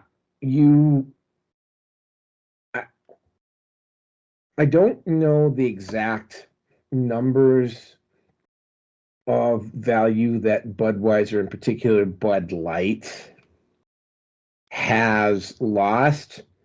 But again, right, BlackRock or Vanguard or Fleet or State Street stepped in, and he did the exact same thing with the Bud Light that they tried to pull with Planet Fitness, and what they also tried to do with Disney, and what they may also try to do with Starbucks, where they come in and they buy up a bunch of the stock to artificially prop up the price again. And again, right, they can only keep doing this so many times before they start running out of money. But yeah, Bud Light, the whole thing with Bud Light was just an absolute fiasco. They had the mainstream media running block for them. They did everything they could to accept, including, by the way, Kid Rock. They actually bought off Kid Rock to get him to endorse their product, to convince people that they had maybe changed their tune. They brought back the Clydesdales for the Super Bowl commercial. I mean, they have spent billions of dollars on advertising and new sports promotion to try to get their brand back.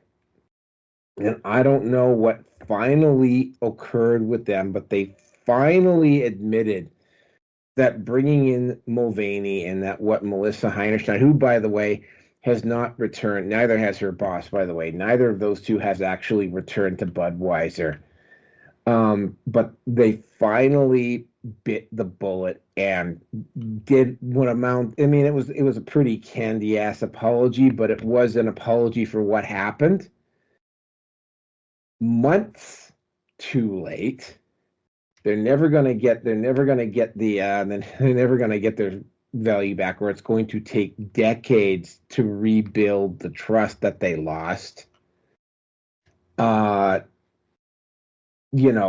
The press actually took serious hits to their credibility to try to run block from Mulvaney. Mulvaney's not really going to go. Mulvaney is basically disappeared. I mean, he, she, it. I'm going to call him a he. He is going to be, unless he is like really financially irresponsible, he's going to be doing just fine financially for the rest of his life. So he's pretty set up. I'm fairly convinced, because like Mulvaney had been making appearances, and again, it was an AstroTurf campaign, but Mulvaney had been making appearances all over the place before he got hired on with Budweiser to do those commercials with Budweiser. So Mulvaney was an AstroTurf, and I've got a personal suspicion that there was an agenda, because I mean, it wasn't just Mulvaney. There was a few other companies that all bought into this, and of course, right afterwards, that's when you saw all these other companies start in with this inclusive stuff. And I mean, had they not learned their lesson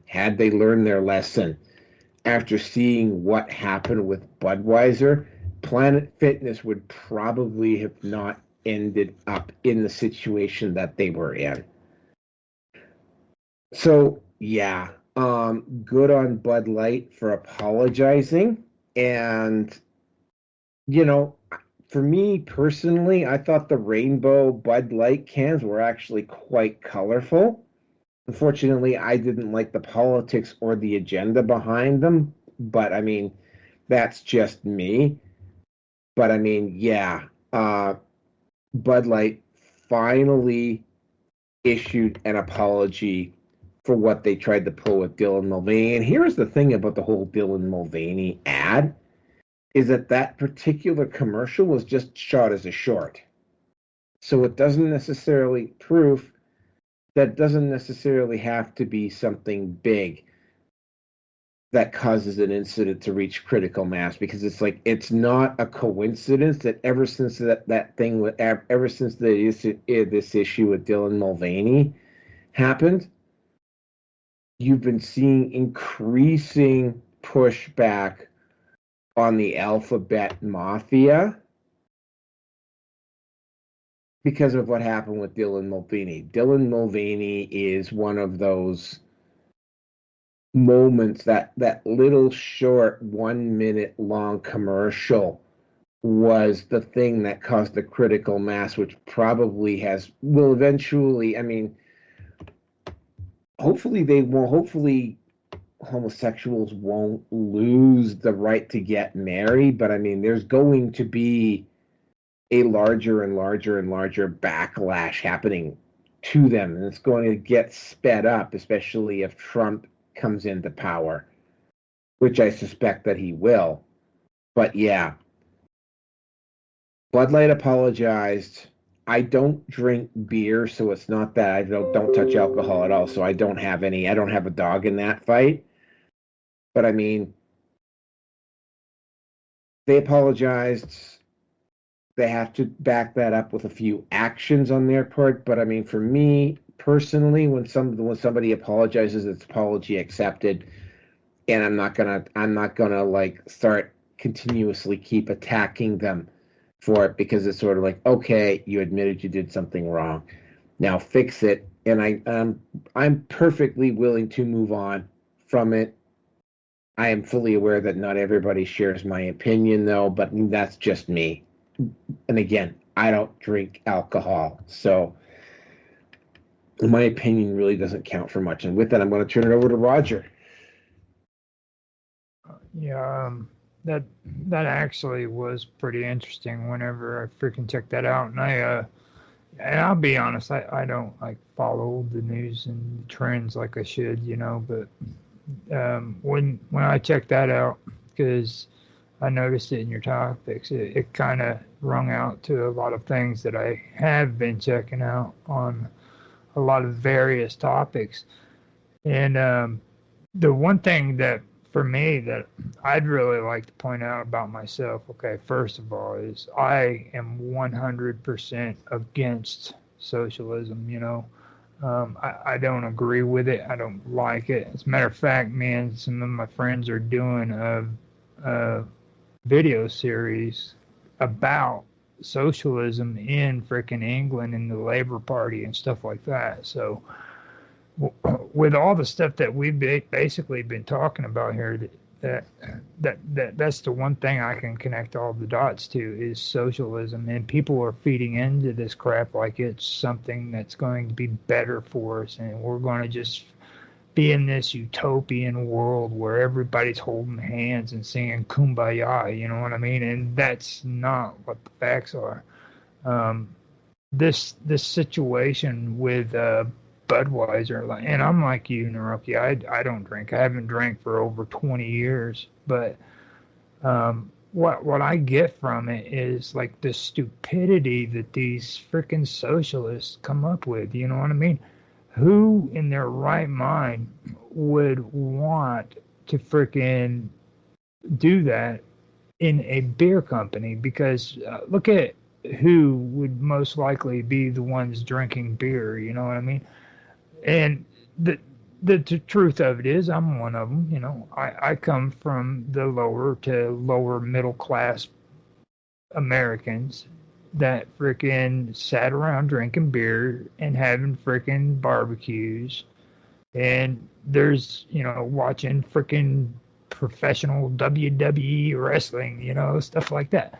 And the majority of people in that class in this country are people who frickin' are conservatives. They frickin' they drink their beer, they go to work, they come home, and they frickin', watch freaking wrestling, think that's the average day for most people like that. And there's nothing wrong with that. But the thing of it is you got to ask yourself, why would a beer company do that? Now, that goes back to a lot of other things that freaking I've also found suspicious, like freaking news broadcasters who freaking came out during that sexual harassment stuff that was going on, and they apologized, which I don't, it's okay to apologize, and I understand the concept of it. It's good that you freaking apologize for things you do, but apologizing for everything is just getting way out of hand. You know what I mean? I don't think people need to be apologizing when they know damn well they didn't do anything wrong. You know, that's where I draw the line on it. But you got to ask yourself, why would a beer company be doing that? It's to trigger people into freaking conflict. Okay, and conflict is the way socialist groups work. They want to stir the pot and create conflict so that freaking they can just push their agendas behind the scenes. So when I hear stuff like that, that's what sticks out to me. You know, that's just the surface, what's going on underneath, because I guarantee you it's a lot more than just a beer company freaking doing that, you know, pushing a homosexual agenda, which they knew. They had to have known that that was going to cause some kind of stress, you know what I mean? It was going to cause a conflict.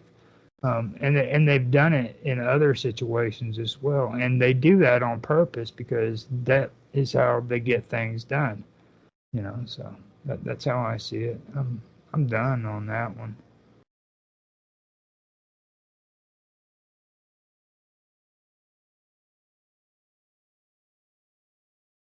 I swear I'm making you guys fall asleep. V, no, you I know- I wouldn't unmute. How much did it cost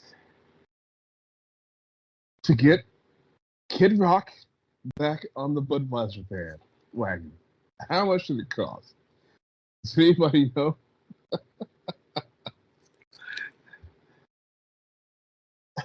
I don't have a clue. I mean, to be so outspoken, to be, you know, taking a stand, doing something as dramatic as taking assault rifle to a stack of Budweiser cases. I mean, I think that's a pretty firm statement. So, I mean, to be back on the bandwagon with Budweiser, I don't want to say, you know, I don't want to be like one of the hipsters, beatniks, talking about people who are sellouts, but wow. And that goes to show you, I find it hilarious. Old man Kid Rock, because he's like grandpa age now. I don't think he's making any more music. I don't think he's been in the music scene for quite some time. But he's big enough to, I guess through the eyes of Budweiser, he's big enough to win over because his influence on society is so strong. It's unbelievable. That just goes to show you how insecure these people are. I mean, to make a move like getting that Dylan Mulvaney character, to make such a bold move, I thought they were going to stand by the decision to bring him on forever. I thought they were literally just going to just collapse in on themselves and disappear forever. That's actually what I've been expecting. I mean, I don't drink Budweiser. When I do have a beer, I'm very picky. I've got to have I like a Guinness or I don't know. I like thick beer. None of that goat piss that you get on the shelves at the convenience stores. I like imported exotic stuff. Yeah, I'm kind of spoiled. I wish I had some Russian Imperial Stout right now. Can't buy any of that here. uh, yeah, I mean, I just want people to understand that these aren't just products that are being sold to us. Okay, these products they're always going to be pushing a lifestyle, and when it comes to corporations, they want power and control. Okay, they're like unofficial governments. Each and every one of these little corporations. Okay, they do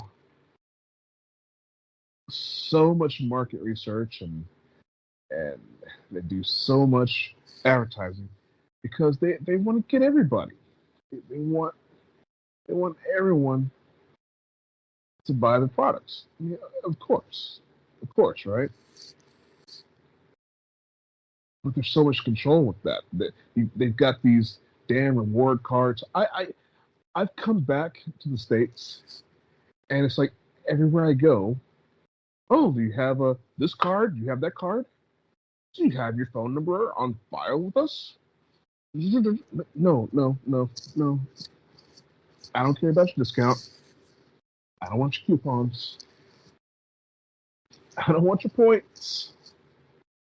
Just give me my stuff and let me be on my way. I'll be Mr. Anonymous. It's okay. You don't have to try to recruit me. Oh yeah. No. Go ahead. Yeah, use your card for this purchase. Yeah, you can have my points. Go ahead. So that's how I am. I don't want these corporations to try to control me. I don't want anybody trying to control me. So I'm most definitely not going to give that control away.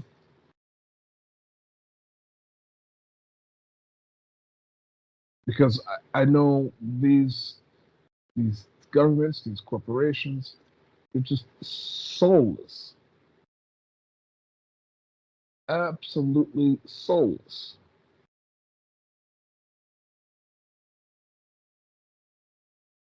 Just psychopaths, sociopaths, and their sycophants climbing up a ladder that they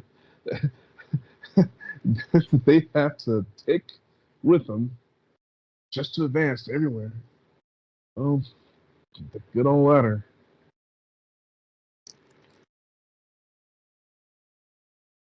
And for what? You're gonna mess up one day. You're gonna go and get a Dylan Mulvaney. You're gonna go. You're gonna screw up one day, and it all crashes down. All that work in trying to get a control of the public.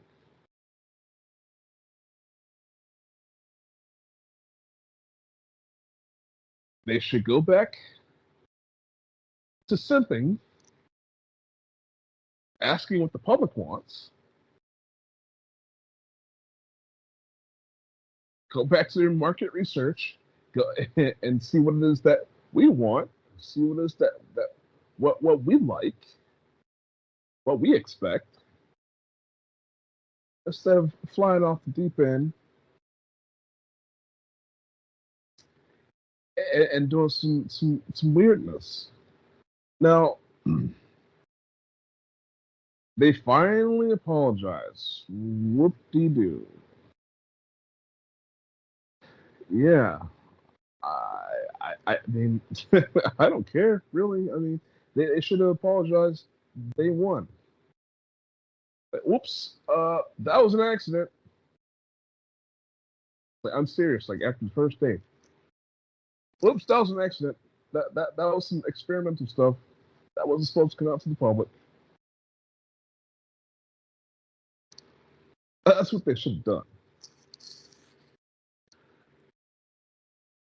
I think at this point, an apology is just self-serving. It's not going to be genuine. Couldn't be genuine. They gave it too late. Way too late. So, I mean,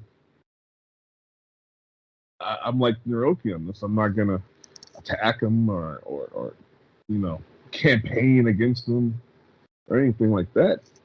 But I'm still not buying the products.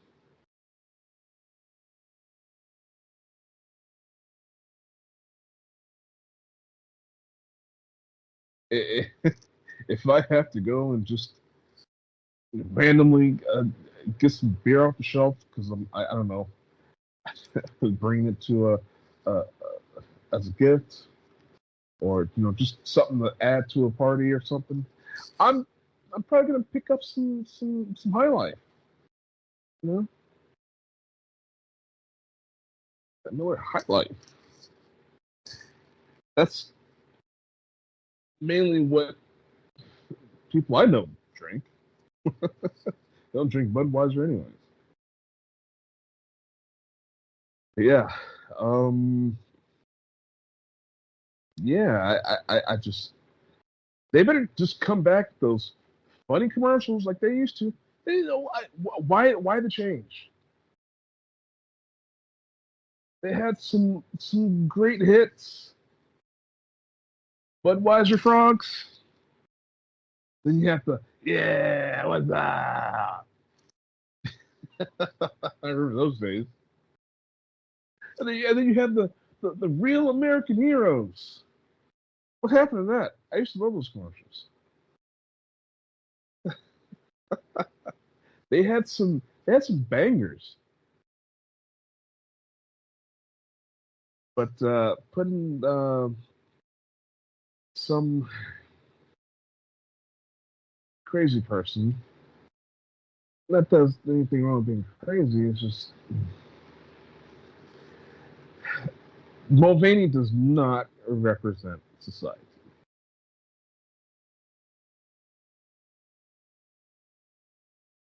Okay, not. I mean, if you're gonna throw a Mulvaney like that, you can throw the whole rainbow up there. You can throw everybody up there. You'd have, cowboy next to some gangsters, some street thugs. Throw the whole rainbow up there. Represent everybody.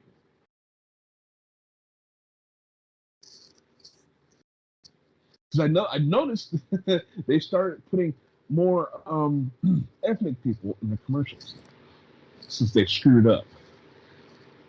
Well, hell, you wanna raise your what is it, ESG score? Like that, right? Yeah, you should have been hiring more Latinos, more black people. You should have been doing that from the beginning. And that kind of makes me just think, oh my God, this is just one of those good old boy products, just for the Cowboys. Because they'd rather put a white tranny up than just to have more brothers in commercials.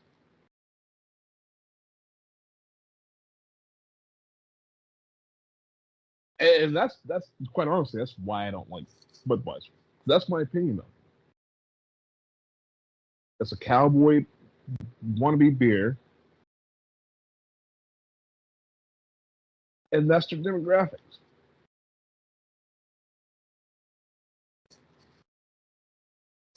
It is what it is. But then to go far left when they should have been doing what was right, bring in more minorities. You can't just go from A to Z. Because they tried to go from A to Z. Oh that's why they're in trouble right now. They should have went A, B, C, D. They should have went about it in a progressive manner. And that's what they did. That's why they're in the situation that they're in. But anyways, I'm gonna pass it on.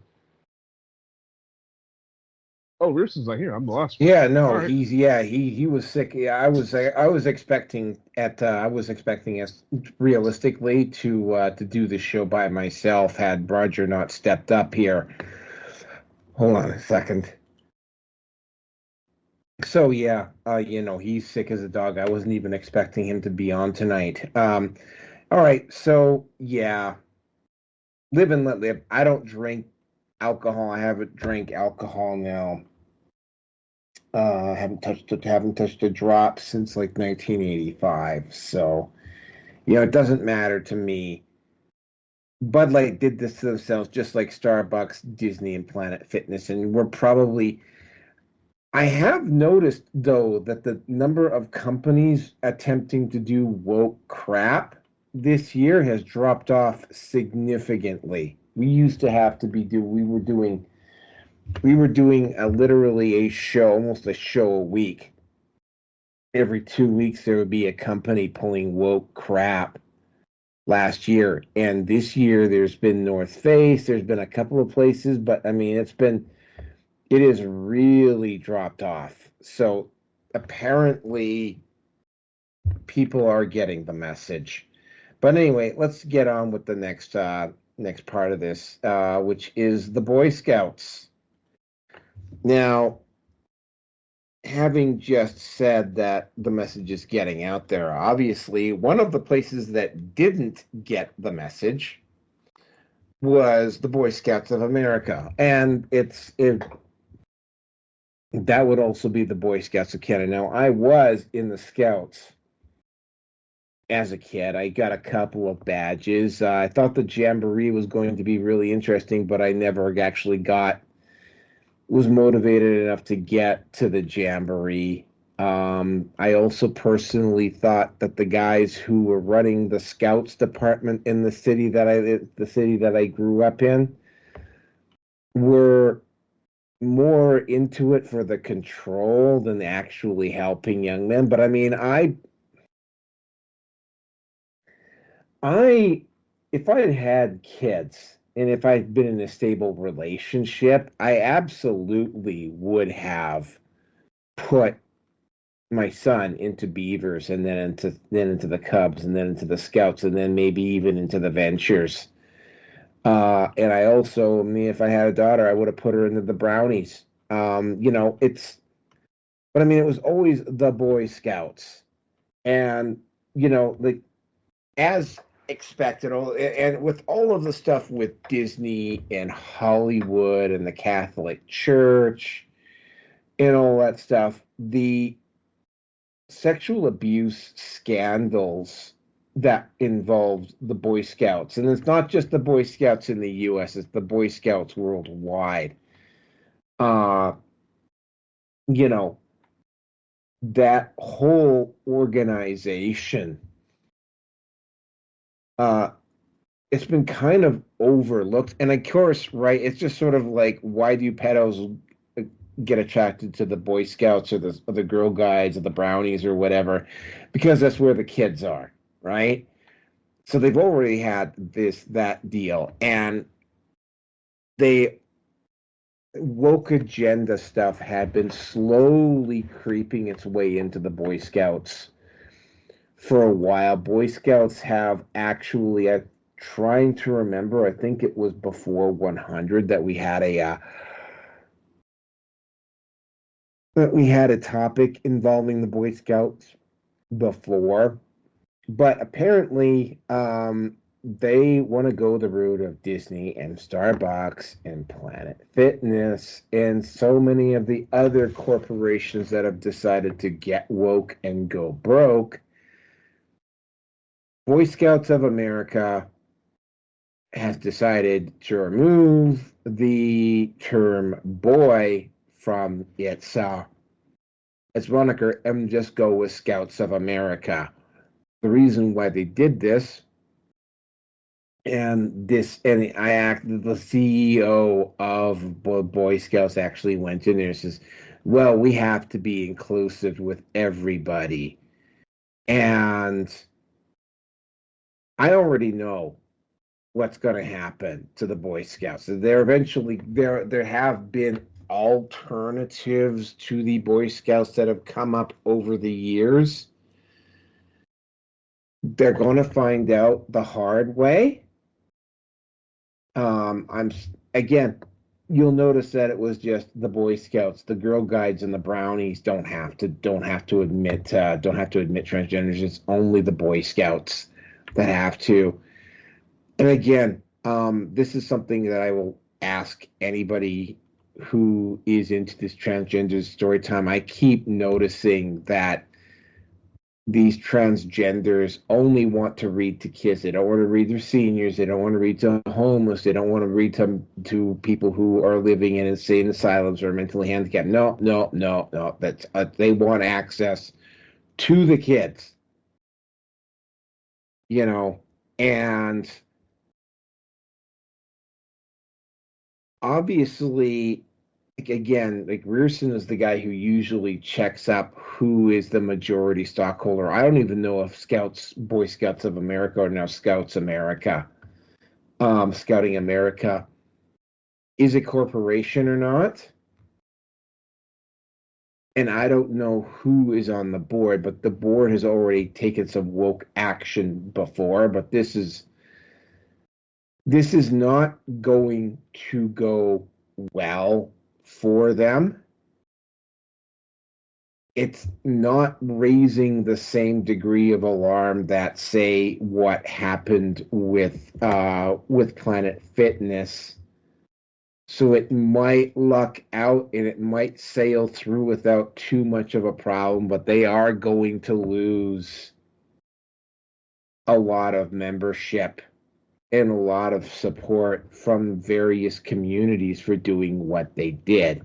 And again, right on the start, they talk about, oh, well, we have to be inclusive, and it's like, yeah, but you're asking to be inclusive with a group of individuals that, you're already dealing. It's not like public washrooms or whatever, right? You're already dealing with you've already got multiple issues with Scoutmasters and people in both the Scouts and the Brownies they've been hit with multiple sexual abuse scandals, and it hasn't really made the news because of everything else that's been going on. But then to pull an idiotic move like this on top of everything else that they're dealing with, well, it's going to be the height of stupidity. I don't know what the full fallout is going to be. I haven't seen very many follow-up stories on it, so it may just get past everybody because of all of the other stuff that's going on. But yeah, they're going to take a hit, and this might just be the thing that actually kills off the Scouts for good, which is kind of unfortunate because some of my best experiences growing up as a kid happened on scouting trips and in scout camps and cub camps and whatnot. I got to find out about nature. It was in the Boy Scouts. It was at a Boy Scout camp out in Westlake and near Prince George when I was a kid. I went up there like half a dozen times. It was out there that I got to find that we were educated on how dangerous bears actually were. And we had to find out about the birds and the bees and the mosquitoes, and I got stung by stinging nettles. And I mean, I got to find out about nature, you know, and it wasn't. I remember one year when I went to a scout camp. I mean, it rained the entire time we were there, which took away a lot of the fun of the experience. But I mean, I was out to this camp another time, and I had a great time, right? And to see these facilities having to sell them off, and to let some of these facilities go because the executive of the Boy Scouts, I don't know about Scouts Canada, but they're probably going to change their name to Scouting Canada. I don't know what's going to happen, but they're gonna take a severe fine. I'm probably not going out too much on a limb here and saying they're probably going to take a pretty significant financial hit for doing what they're doing, all in the name of wokeness and DEI. And with that, I'm going to turn it over to Roger. Yeah, I went ahead, since you said you usually check these stuff out, and checked it out for you on the Boy Scouts. Now, you said you didn't know for sure if they're a corporation or not, and it says here that the Boy Scouts of America changed their name to Scouting of America in response to the challenges they faced, including sexual abuse claims and bankruptcy. And now the name reflects their commitment to inclusivity in their mission of youth development, which is kind of what you were going over right there, you know. And then it also goes on to say the Boy Scouts of America, now known as Scouting America, is not a corporation in the traditional sense. It has a it is a nonprofit organization that focuses on youth development through outdoor activities, leadership training, and character building programs. The recent name change reflects their effort to adapt and address challenges while continuing their mission of preparing young people for life. Now, this is the first time they've changed their name from the Boy Scouts in the 114-year history. So they're now known as the Scouting of America, and they basically keep this significant shift comes as the organization emerges from bankruptcy following a flood of sexual abuse claims and seeks to focus on inclusion. Now, for me, I think that the sexual abuse thing is a pretty big issue, you know, and the reason why I feel that it's a big issue is also because of the situation with the Catholics.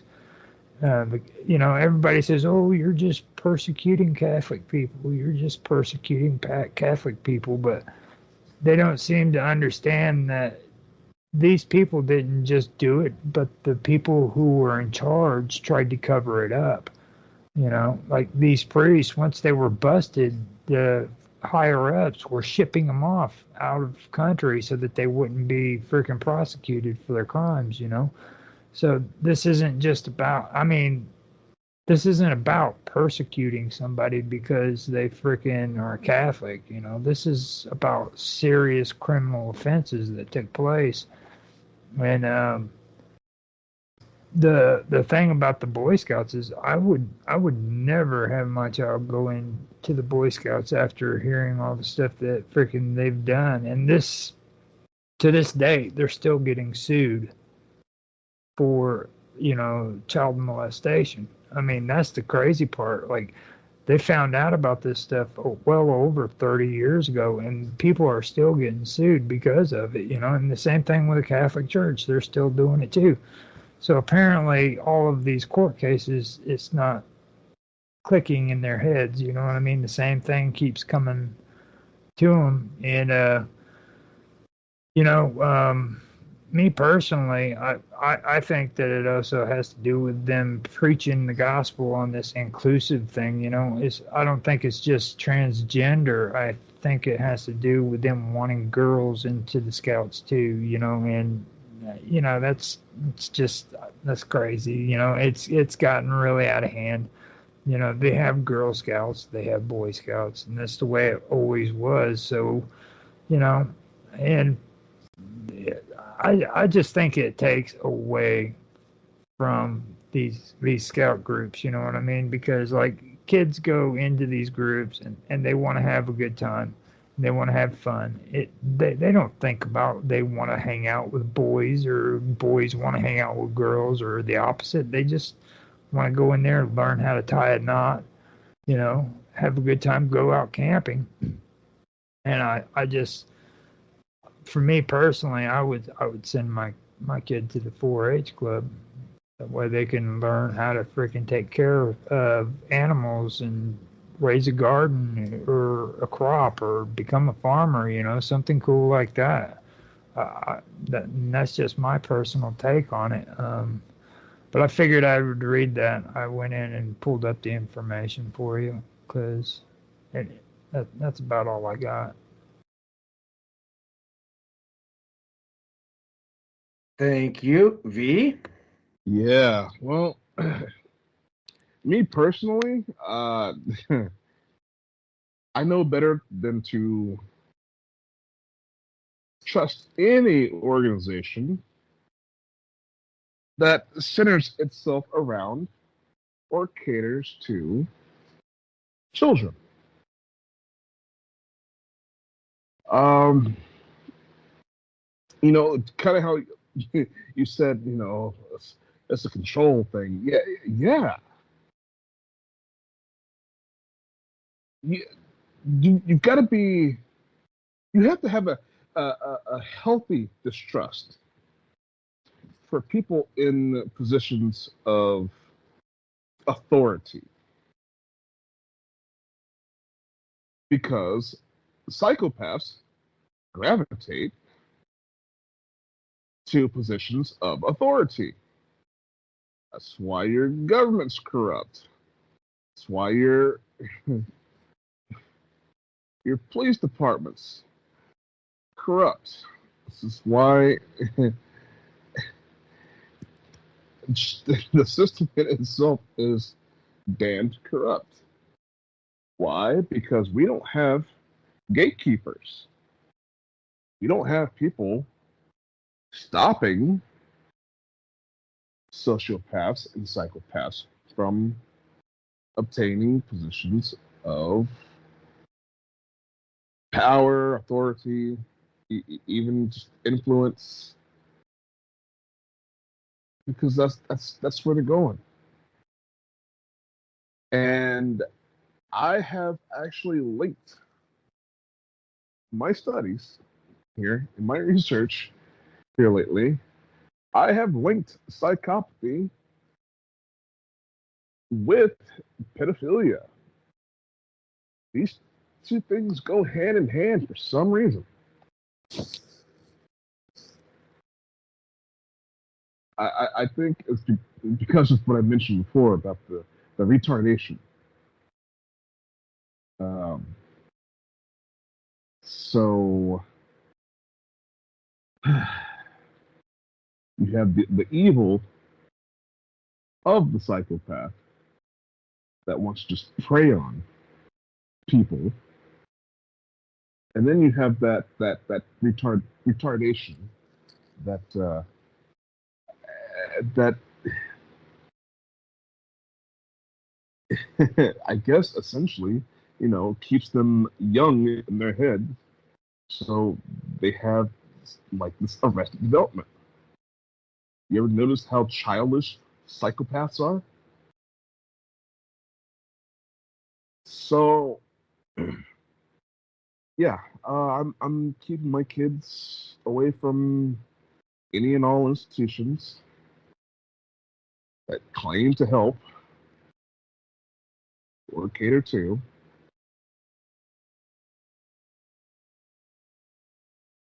And it's sad because you're supposed to look at a school teacher, for example, with some sort of admiration, some sort of respect. But these days, I gotta look at these CPS workers, these teachers, these whoever's. I gotta look at them out of the corner of my eyes. So I suspect they're dirtbags. And yeah, that's the world we live in today, ladies and gentlemen. We need to. There needs to be some. There needs to be some system to help protect these kids. Okay, there's just got to be something. There needs to be surveillance. There needs to be. Oh, I don't know. It's sort of like becoming a public servant. These cops, they think they're supposed to have some sort of privacy when they're doing their jobs. No. Put that body cam on your chest, and you stay right to see you. You're not some special agent creeping through the jungles, coming through my backyard. No. You need to be visible at all times. Anybody who takes a public position or a position that is to mentor or look after children, these people need to be public.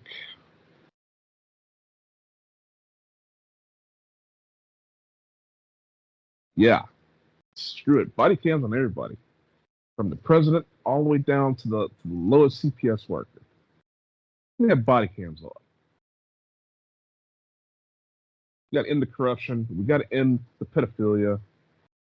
It's got to stop. It's got to. At some freaking point. Yeah, I mean, all these damn groomers. Yeah, they they want story time with children. Yeah, I can use some story time. Don't see me.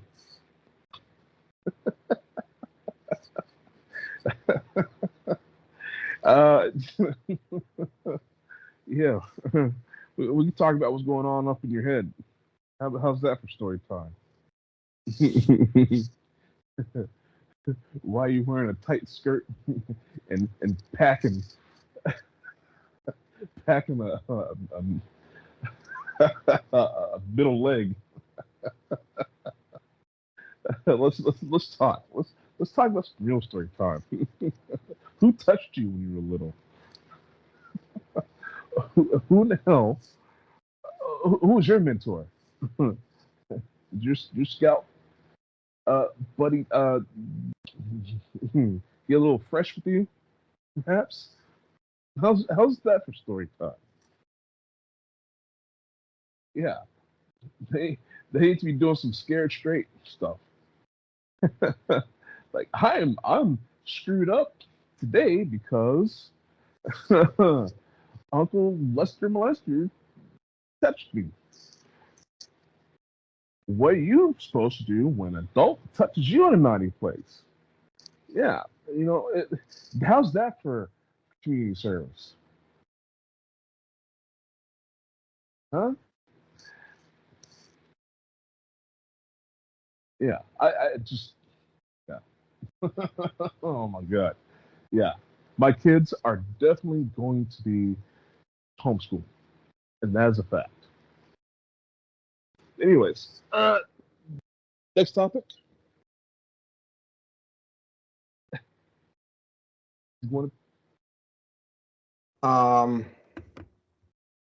Again, I had a lot of very interesting and actually very positive experiences with my involvement in the Scouts and the Cubs. It was actually a very fun experience for me.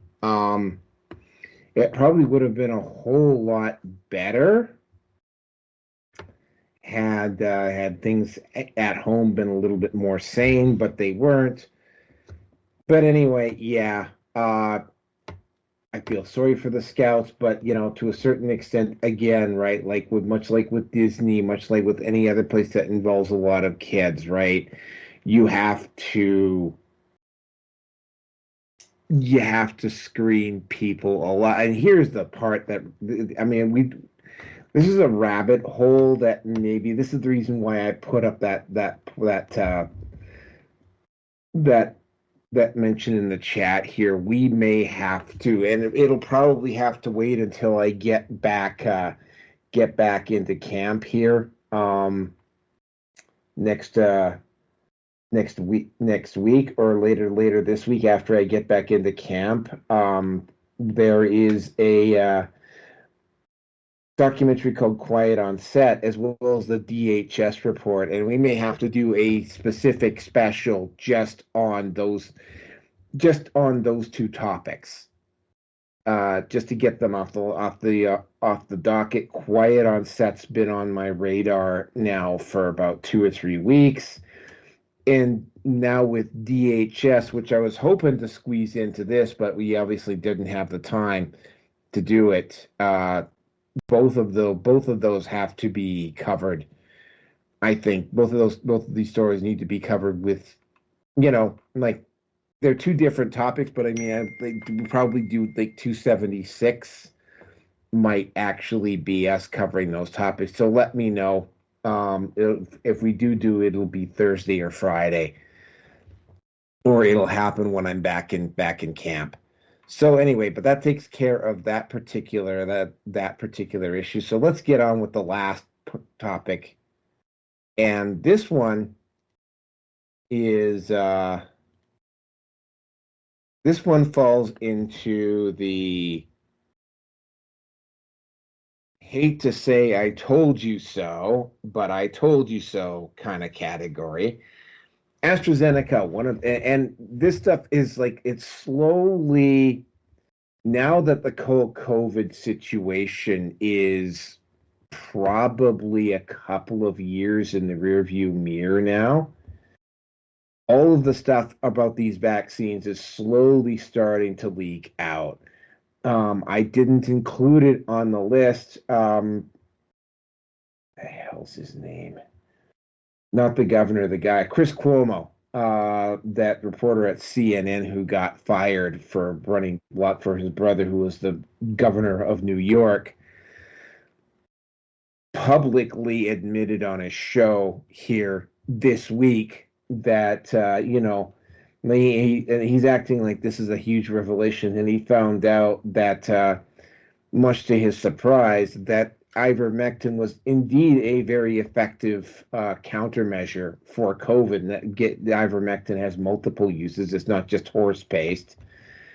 And of course, there was an earlier event, which I don't know if I can't remember if I covered or not. But one of the other manufacturers of vaccines had to pull their vaccines because of unexpected side effects. Well, AstraZeneca pulled their COVID vaccine this week because of a quote-unquote, their official reason is because sales were lacking. The unofficial reason is because they have discovered, and I'm glad we're all sitting down because I'm sure this is a massive shock.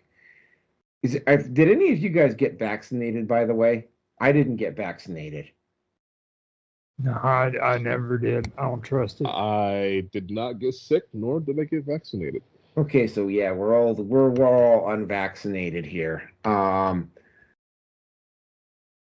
out the AstraZeneca vaccine has been definitively linked to a rare form of cancer, which is the actual reason why the AstraZeneca COVID. That means that the only one that is currently still out there, I believe, is the Pfizer vaccine. That's the only one that is still out there. But then again, the Pfizer vaccine wouldn't surprise me.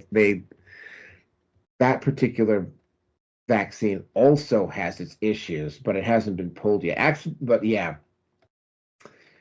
it's been linked to cancer. And of course, everybody is like going, yeah, are you going to talk about this? And of course, right, the fact of the matter is, and of course, it stopped now. You're not seeing like professional athletes and athletes like dying on the field at the rate that they were when the vaccines were going out. But you are getting, there is still been this mysterious rise in people just dying suddenly. I don't know if it went up again this year. Actually, no, yeah, it did go up again this year. So 2020, 2021, 2022, 2023 died suddenly.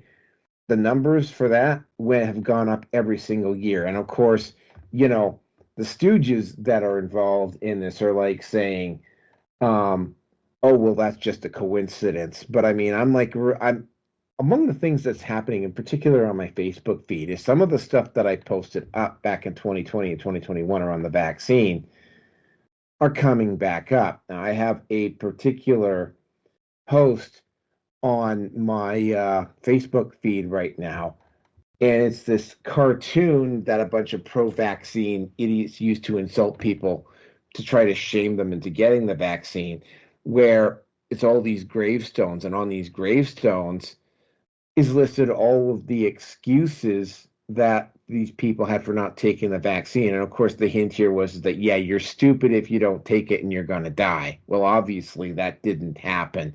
And I'm sure we're all waiting for bated breath for that. Did anybody of you see the massive death and misery brought on by COVID this winter? No, nobody saw anything.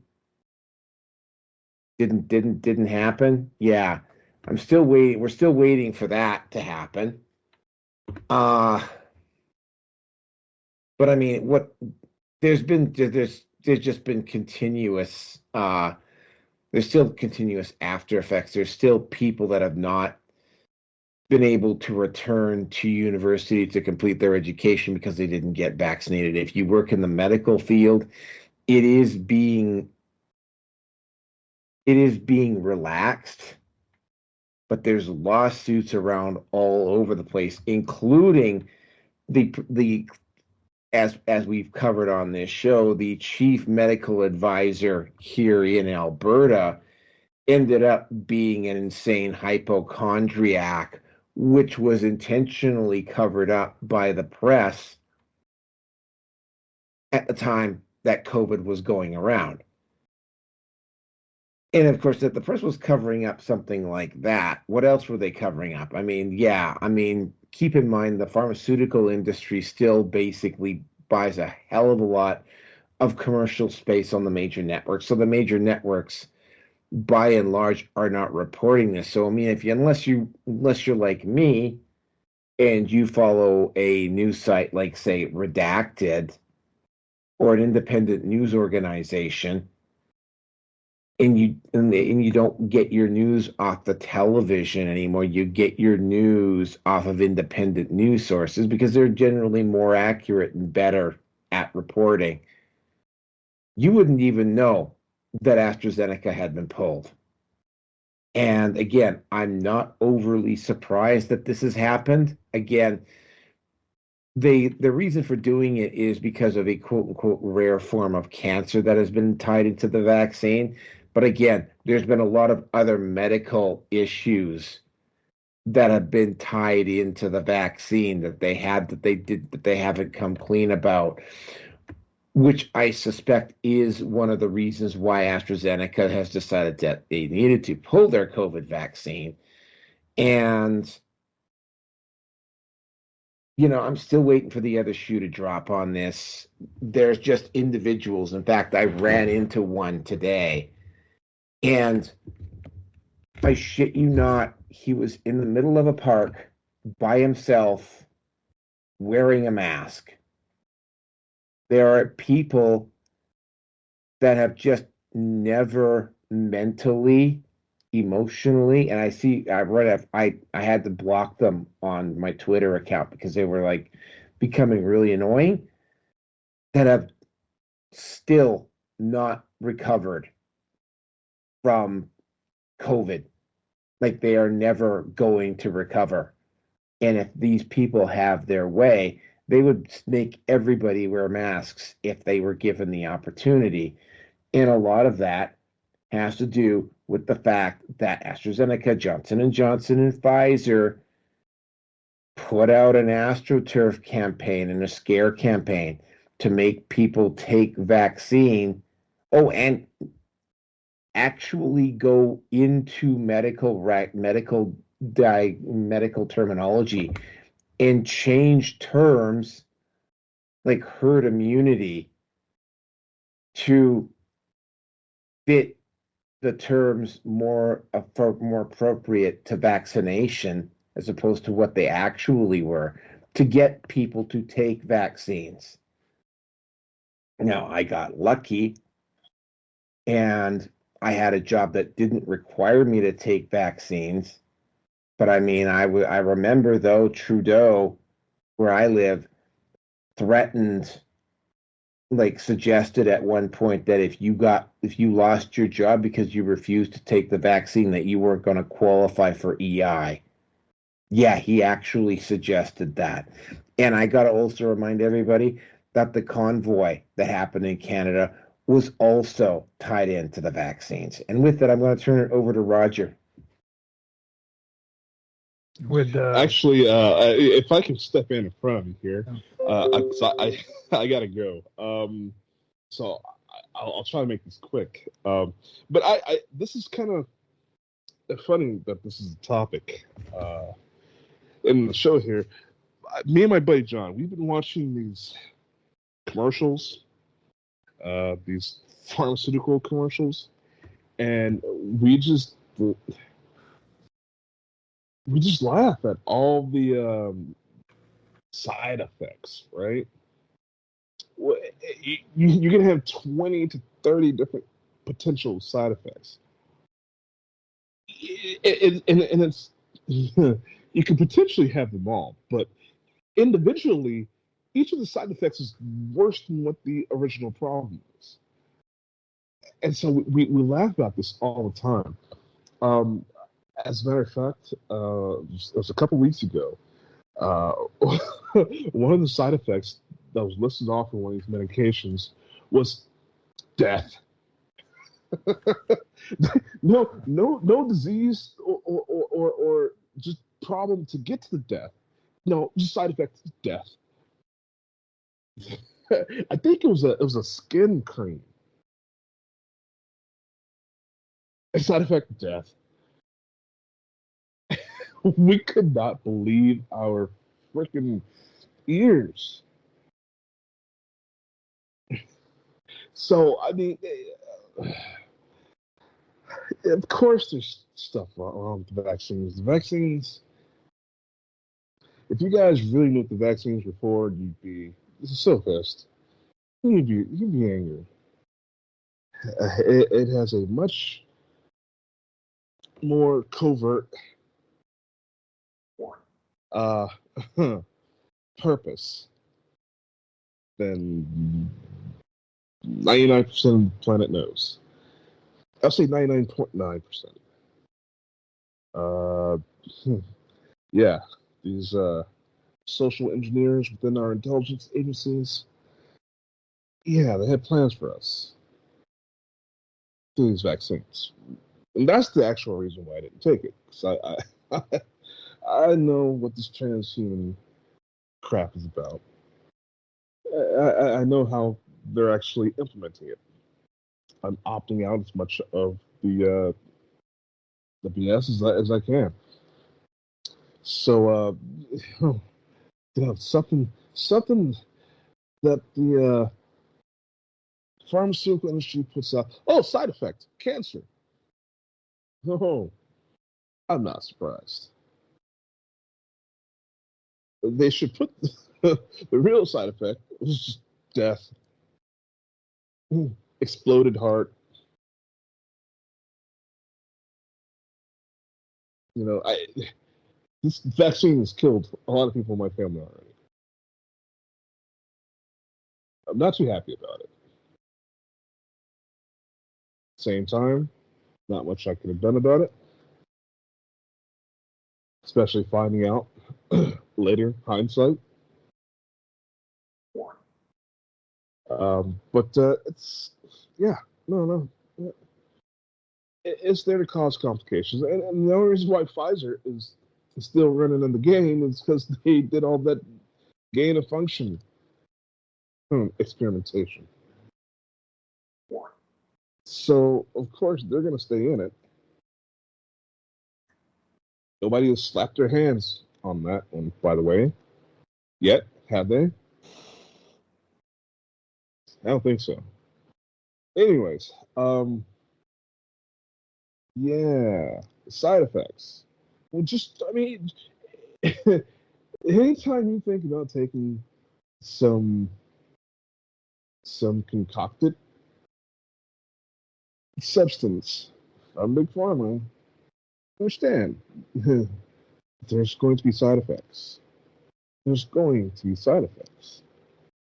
They can't just cut back and just target what really needs to be worked on. No. Because you're going to need to take meds for the side effects of the side effects. And you're going to take meds for those. And you're going to take meds for those. You're going to turn into a full-blown hypochondriac, which, hey, that's good business, right? It's good business. Anyways, I got to go. It was fun being on the show with you guys tonight.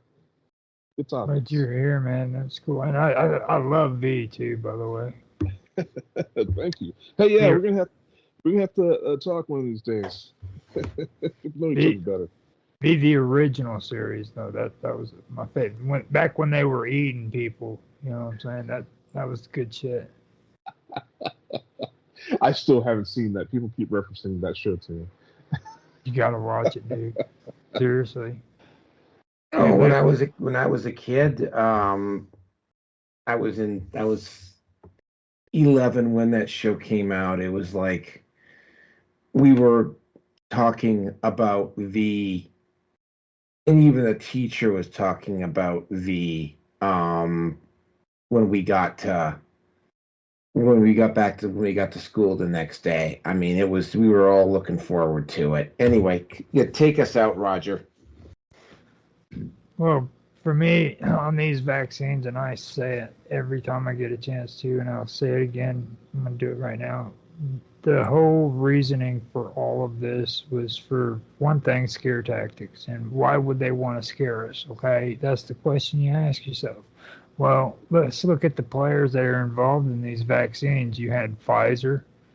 You had freaking, what was it, the ones that do freaking the baby powders? Johnson & Johnson and Astra Zeneca, yeah. You have all these people. Now, what do these corporations have in common? It's genetically modified. Genetically modified. That's all I got to say. They're big on it. Every single one of these vaccines were genetically modified, and they didn't even want to come up with an alternative that freaking had non-genetically modified materials. You know, they've been pushing this agenda for years and years and years and years. They've gotten it to now where people who are diabetics the majority of them are taking insulin that's genetically modified, and they don't want to, or they don't understand why diabetes is raising in numbers instead of going down. Well, it's because you're giving freaking people crap for their diabetes. And what happened was, in my opinion, is along came COVID, and it just opened a floodgate to all these corporations where they can come out and they can push their genetically modified crap onto the rest of people, and people are going to accept it with open arms. And now all of a sudden, genetically modified medicines can be accepted in the medical community because look at what they did. And I just think that that's a load of crap. I don't agree with it. I don't think it's cool. I'm not one of those people who are going to sit and try to tell you that COVID was fake or it wasn't real or nothing. But I do have a strong suspicion it was man-made. I have a hard time believing that this was natural. I really do believe that. And Well, I mean, it was like Rand Paul gave basically. I mean, he gave Fauci the gears when Fauci tried to say that they were engaged in gain of function research at that lab in Wuhan. Yeah, exactly. And a lot of the people that were involved in the freaking reporting there in China were disappeared. People won't tell you about the first woman who went to Wuhan with a video camera and filmed it. She's gone. She disappeared. The woman who was in charge of the research over freaking bat droppings and went into the caves to get those bat droppings, she's gone. Disappeared. There's like 3 or 4 people who are gone. That the first guy that actually was amateur journalist who made the news and announced to the world that COVID was happening in China, he's gone. They're gone. They've been disappeared.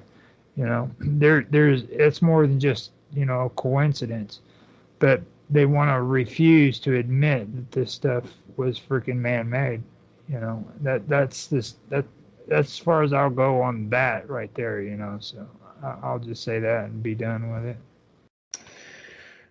Okay, thank you very much for showing up tonight, Roger. I was prepared to ride solo, but that was not the case. I mean, folks, I will probably do a solo episode again at some point, like I did at 214. But again, right, it's like somebody always manages to show up for a show.